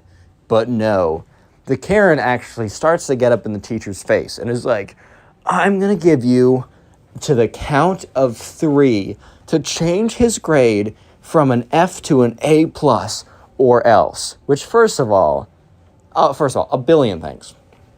First of all, you're going to give him the count of 3. Dude, I swear, the only time where you can count down and it does anything is if you're saying that to like a 4-year-old. If you tell a 4-year-old you're going to count to 3 and they have to go to bed, then they'll go to bed. If you tell a teacher you're going to count to 3 to change your son's grade from an F to an A plus because you're rich phobic AF, then no, that's not going to work. This is a fully grown adult, bro. Second of all, what do you mean or else? I mean, we're about to see what you meant by or else, but at the same time, it's like, bro, what is the Karen gonna do over here? So the teacher looks at her and says, "I'm not changing the grade. I'm standing firmly on that. I've already told your son that if he simply attends class, I will consider not failing him." The teacher has to be a little bit careful by the way he says it, because he said it a bit more generously to the spoiled kid in private, but in public he can't be like, "Oh yeah, if you just show up, I'll give you a C." Because then kids would just be like just showing up, right? And the Karen says 3. She literally starts the countdown. And the teacher says, "Look, I don't want any trouble, but I'm not changing my mind. And I've already said this, but your son, if he just attended class, would at least get it. He would not be failing." 2. The Karen responds with 2. The teacher's like, "I'm not changing my mind." And at this point, Jay and all the other kids in the class started to realize that something was about to go down. They could kind of feel the fight energy in the air. they could feel a little spark that was kind of starting to create itself, right? They felt that something was coming. One, the Karen, sorry. I just said Karen in the middle of like a burp. So that's why I came out like, Karen. If you want to clip that, go ahead. But there's actually a clip feature on YouTube, which is kind of cool. You'll probably get more views in this video, which would be funny. But anyways, right, so sure enough, the Karen is looking at him. And the teacher is staring her down. And everybody in the class is just looking. And they're waiting, and they just want to see what is about to happen. And the Karen looks at the teacher and is like, I warned you. Boom! Smacks him across the face. It's dead silent before the smack. So when the Karen actually makes contact with the teacher, you can hear that smack, and it reverberates around the room, right? It is the loudest smack of the century. Everyone's mouths drop. Everyone's slack-jawed. Some girl gasps. Some guy has his hand on his mouth, right? It's like, oh my God, this Karen mom legitimately just smacked our teacher across the face simply because, he doesn't... Well, why did she do that? Simply because she's claiming that he's rich-phobic for failing her son, for never showing up, never handing in the homework, and never doing well on the tests. Like, bro. So at this point, the teacher recovers because he's so shocked by the fact that he was just smacked across the face by this Karen mom, because he was not seeing that coming, right? And he immediately picks up his phone. He's like, yeah, I need you guys to come down here. We got a situation. Puts his phone down. It wasn't super clear who he called, but it turns out that he called like school security. All of the teachers were supposed to have them on speed dial just in case there was an emergency or a student got out of hand or for some reason they were needed, just in case there was a rogue Karen who entered the school who was trying to smack people who she claimed were quote-unquote rich-phobic. That's a very common situation apparently, and they were trained accordingly. So the teacher's like, ma'am, you just hit me in front of all the students. And she's like, yeah, and if you don't change my son's grade from an F to an A+, there's going to be more of that coming at you. And also, you're rich-phobic, and I can't stand for that. And she turns to the kid. She's like, we won't stand for any phobia, including rich phobia. Chant with me now. And all the kids are just looking at her blankly. Like, bro, you did not just try and latch onto the broad social movement for justice to slap on, oh yeah, guys, by the way, rich phobia, man. I hate it. Guys, I'm with you. Now, help me get my son an A+ because he never shows up. Okay, guys? Bro was really trying to latch onto that. And so Jay the subscriber looks at the spoiled kid. Because he was thinking, no way the spoiled kid isn't super embarrassed right now. Sure, he definitely wanted his mom to come and get him the A+, but he was probably thinking that his mom was not about to smack the teacher in front of everyone and then try and get the entire class to be on his side. He was probably thinking, oh, my mom will just come in here and be super chill or something. Just get it done easily. And Jay was like, oh, this kid must be super embarrassed.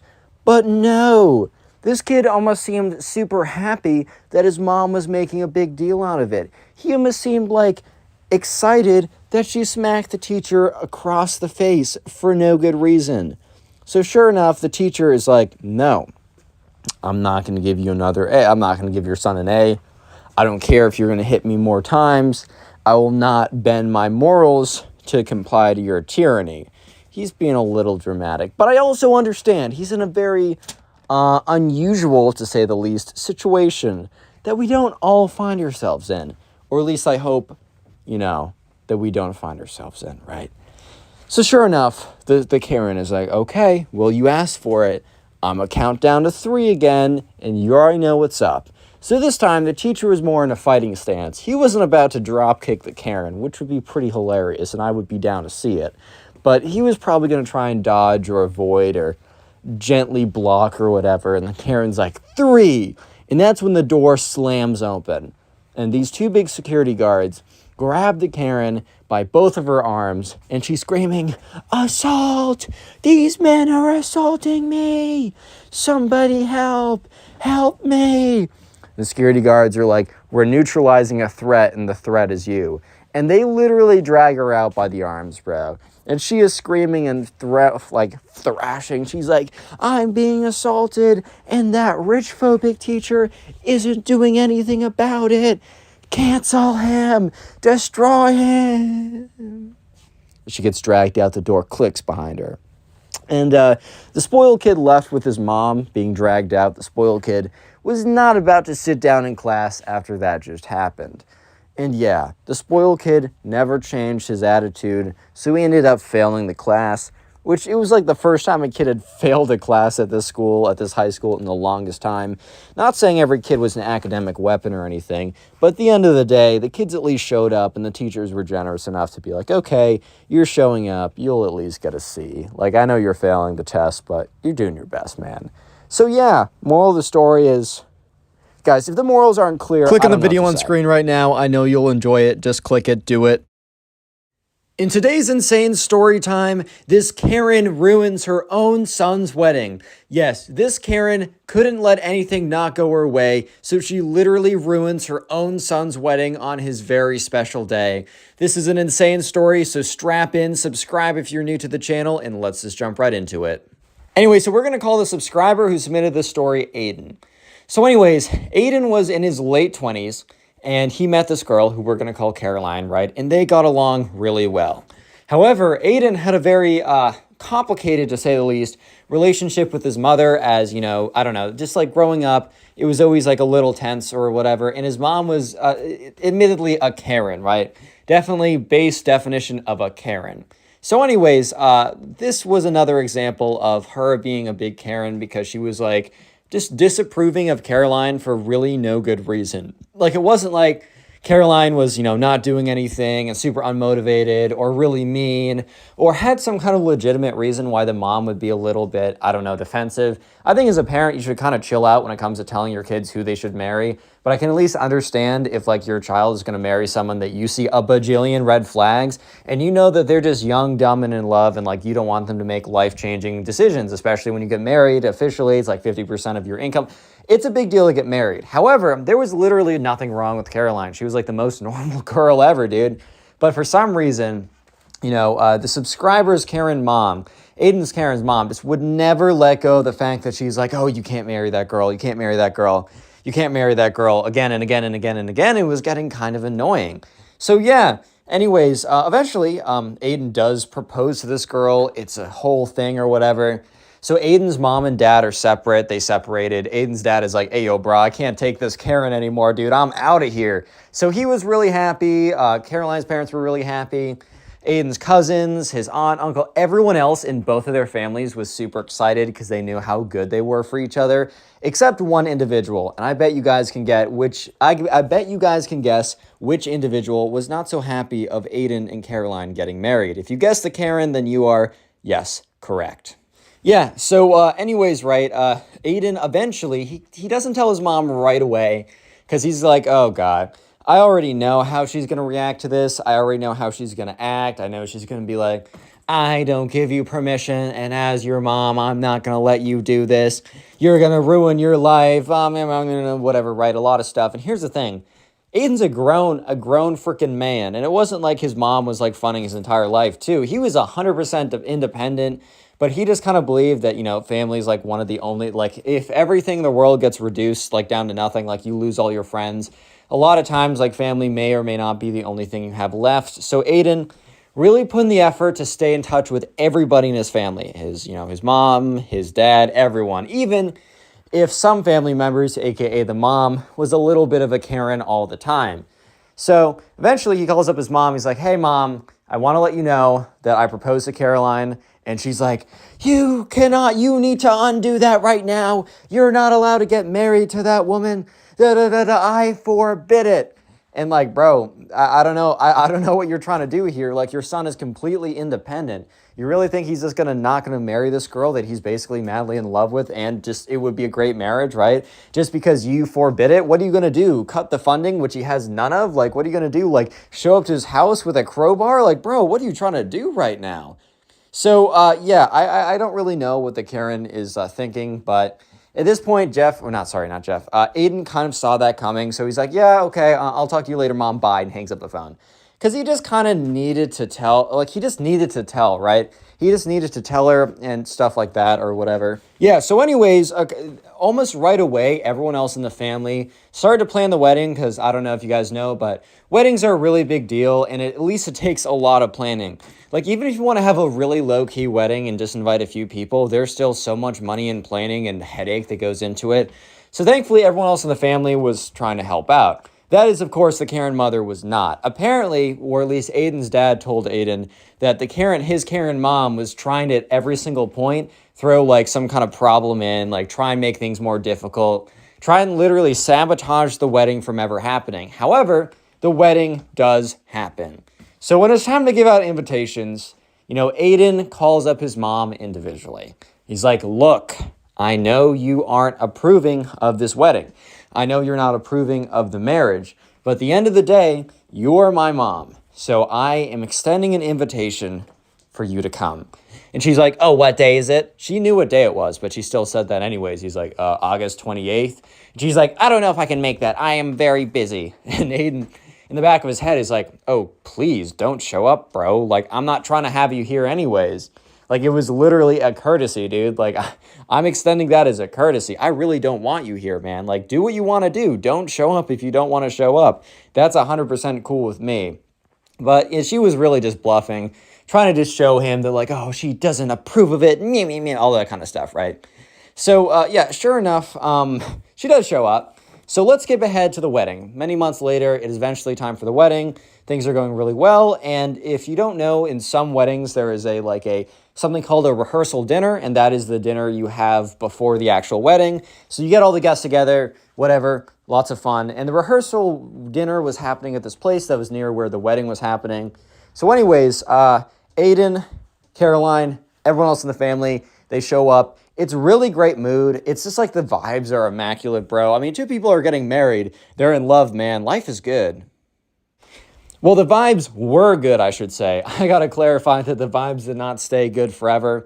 Because sure enough, the Karen makes her presence very clear.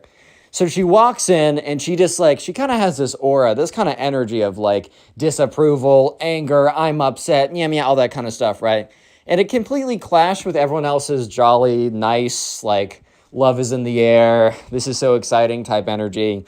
We're about to have a good dinner, good food, whatever. It totally clashed with that, bro. So yeah, sure enough, the Karen just sits down and is like, meh, meh, meh, meh. And they're all just kind of like looking at her. And she just starts sighing really loud. And Aiden looks over and like, he kind of placed like his mom kind of far down, like away from him and Caroline. And I mean, she was maybe upset about that, but bro, I really don't blame him. I mean, his mom is low-key a loose cannon. Like, I don't know, if she's trying to like sabotage the wedding, which she already was, and spoiler, she really tries and basically does, that, he doesn't want her to sit right next to him and his bride. Like, I don't know. But she apparently was huffing, puffing, grunting, being really annoying, right? Eventually, like, the menus are served. So basically, a waiter comes around and gives everyone a menu.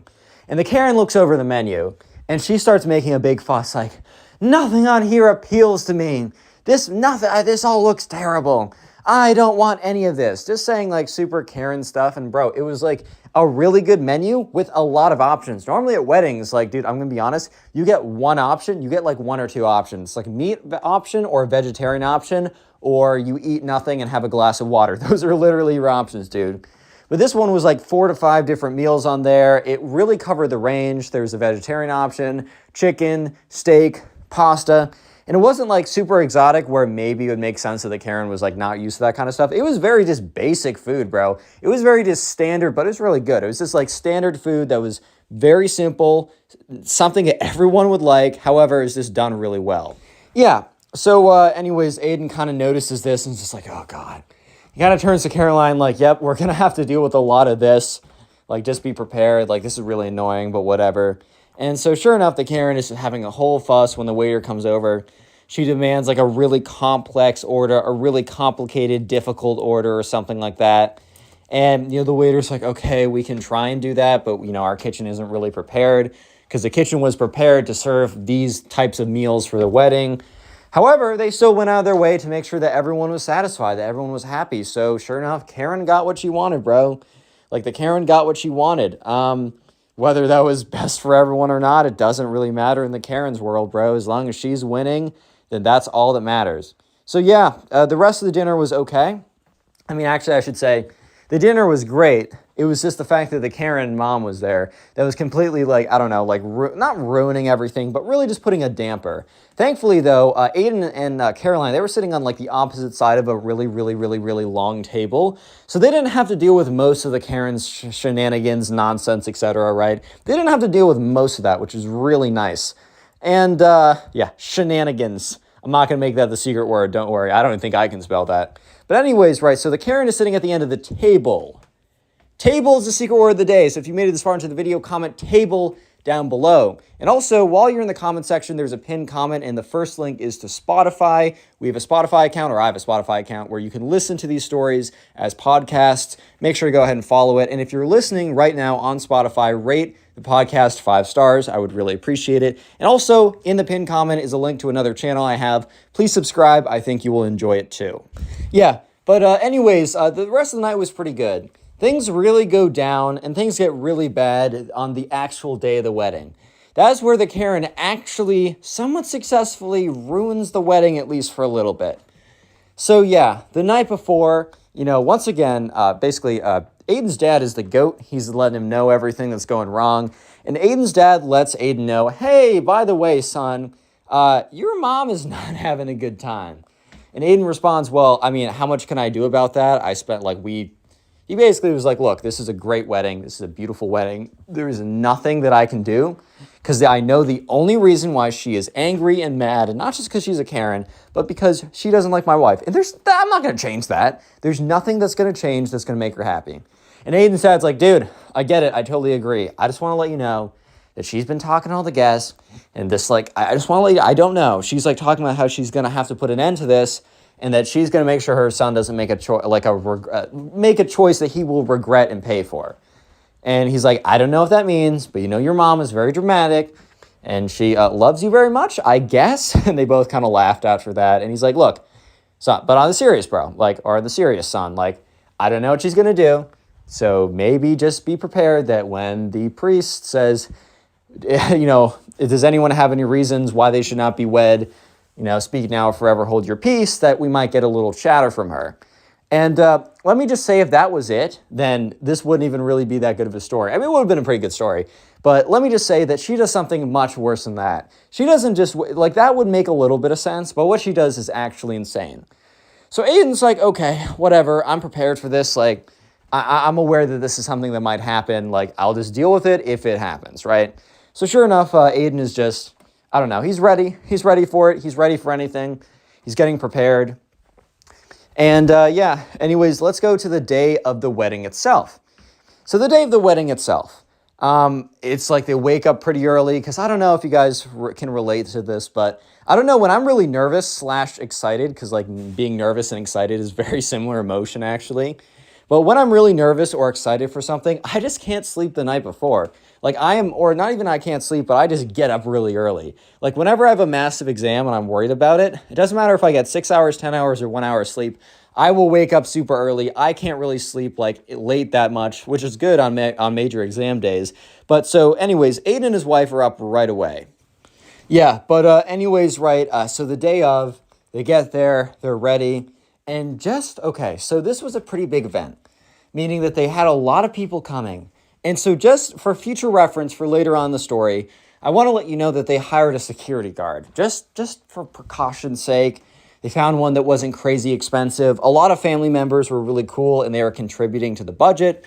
So they had a little bit of money to spend, and they thought, okay, so many people here, we don't know what could happen. Just for the sake of it, let's get a security guard. Boy, did that help them out later, but you're going to have to sit around and see why. So anyways, right, yeah, Aiden, Caroline, super excited, super nervous. They separate to go, like, get ready, because I don't think you're supposed to see each other before you walk the aisles after a certain point. And Aiden is there, and he's kind of, like, chilling with the other, like, with the best man and the other guys there. A lot of his high school friends, college buddies, work buddies, all those type of people, right? And that's when he hears a knock on the door. But it's not a normal knock. Like, a normal person would knock, like, knock, knock, knock. This was bum, bum, bum, bum, bum, bum, bum, bum, bum, bum, bum. Like, it's just like, whoa, okay, bro, chill out, bro. So they open the door, and it is the Karen mom. And she's like, Aiden, I'm telling you, this woman is a ball. She needs to, no, don't do it, Aiden. No, I am your mother. You must listen to me. You must listen to me now. You are a little boy, and I know more than you. You are not going to marry this woman if it's the last thing I do. I will not stop at anything. I'm giving you one more chance, Aiden. One more chance, or I will stop it myself. And Aiden's like, whoa. Chill the frick out, bro. Take a chill pill. Mom, like, come on. Chill out. Like, we've been talking about this forever, and I'm not changing my mind, especially not 30 minutes before I'm walking out there to get married. Look, I wasn't even sure if I wanted to invite you for this reason alone, but I did because you are my mother, and that means a lot to me alone. Please don't ruin this special day for me. And the Karen almost seems like she agreed, or not agreed, but it almost seems like she was like not going to do anything, because she kind of calms down. She's like, okay, well, I respect that decision. And she walks out. So normally most people think, oh, well, bet. Like, she actually is going to, like, chill out for once. But no. No. Yeah, so let's go to the actual, like, the wedding ceremony itself. So everyone was in the pews, except for the Karen. She was missing. And when Aiden was up there waiting for, his wife to be walked down the aisle by her dad, Aiden was kind of surveying the crowd, looking at the audience, just seeing who was there, and really kind of just looking where, I don't know, really just looking where his mom is, because he's like, oh God, what's she going to do? And she was missing. And Aiden was both worried, confused. He had a lot of, part of him was like, okay, thank God she maybe left knowing that, maybe she didn't want to witness me marry this girl, and she just wanted to dip, which he was like, that's a little sad, I guess. Like, I feel like I want my mom here at my own wedding ceremony. But the other part of him was, like, a little worried, because he's like, well, she's not here, meaning I can't keep an eye on her, so she could be up to literally anything. And truth was, she was up to something. That was pretty bad, dude. Yeah, so eventually, Aiden sees, his wife being walked down the aisle. It's the whole ceremony. They get to the point where the priest is like, all right, say your vows. And they go through and they say your vows. And it's beautiful. It's great. The atmosphere is lovely. Everyone in the crowd is like tearing up. They're like, oh my God, my little Aiden is all grown up now. Ooh, all that kind of stuff, right? It's great. So that's when the priest says, if anyone has any reason why these two should not get together or be married or be wed or whatever, speak up now. And Aiden just had a huge knot in his stomach, because when he said that, he remembered exactly what his dad said, which was, if your mom, hey son, like, your mom's like not super happy about this, and you know how she is, and if she's gonna say something, it's probably gonna be at that point. So Aiden kind of just braces for impact, for like a barrage of screaming coming from the audience. However, he's chilling, bro. He doesn't hear anything. And that's when the priest is like, all right, like, you may now kiss the bride. Aiden should have been a bit more prepared, because this is where things all went wrong. So that is when the Karen, kind of like, think of like a church, because that's where this wedding was held, right? Think about at the very end of the church, like how there's big doors, which is how you will walk into it. So Aiden hears as these two big doors burst open, and he looks up and he sees his Karen mom standing at the very end, and with the doors are opened up, and in her hand is a big old fire extinguisher, and she screams, "Not today!" And she starts running, well, kind of like waddle jumping or whatever. I mean, she's kind of a chungus Karen, but anyways, she screams, "Not today!" And she starts letting go spraying the fire extinguisher all over the crowd as she's sprinting, whatever. Chungus Karen's sprinting type, right? As she's running, waddling down the aisle, spraying it everywhere, on everyone. And eventually, after spraying everyone, she gets to the bride and groom and shows them no mercy and sprays them all with the fire extinguisher. And that's when the security guard actually comes in clutch. He was a little late to the party for sure. But that's when the security guard basically tackles the Karen and drags her out of there. So yeah, they're at a situation now that everybody is covered in fire extinguisher and the whole thing is basically ruined. So they have to think really quickly. So almost immediately, Aiden gets the microphone and says, "Hey everyone, so that's my mom." And they all kind of laugh a little nervously, a little awkwardly, whatever, right? So they all laugh about it and he says, "Look, we're just going to finish this wedding ceremony. Some people don't want us to be together, but we're not going to let that keep us apart," right? And he looks at, Caroline. She kind of smiles at him. And it's one of those situations where it's like, it doesn't have to be perfect. And being sprayed by a fire extinguisher by a crazy Karen is definitely not the definition of perfect in everyone's book. But sometimes imperfect stuff is just how it is. And, kind of how it was actually quite a beautiful moment after that. It was almost as if the Karen made the ceremony even more touching because it could have been totally ruined at that point. They could have just been like, screw this or whatever. We'll just do it later.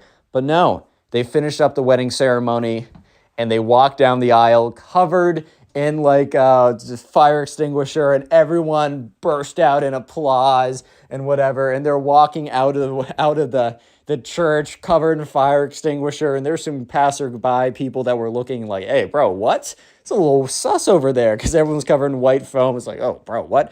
And eventually they get into their car. The whole thing's ruined, right? A fire extinguisher everywhere. But they couldn't care less because they're about to start a new chapter of their life.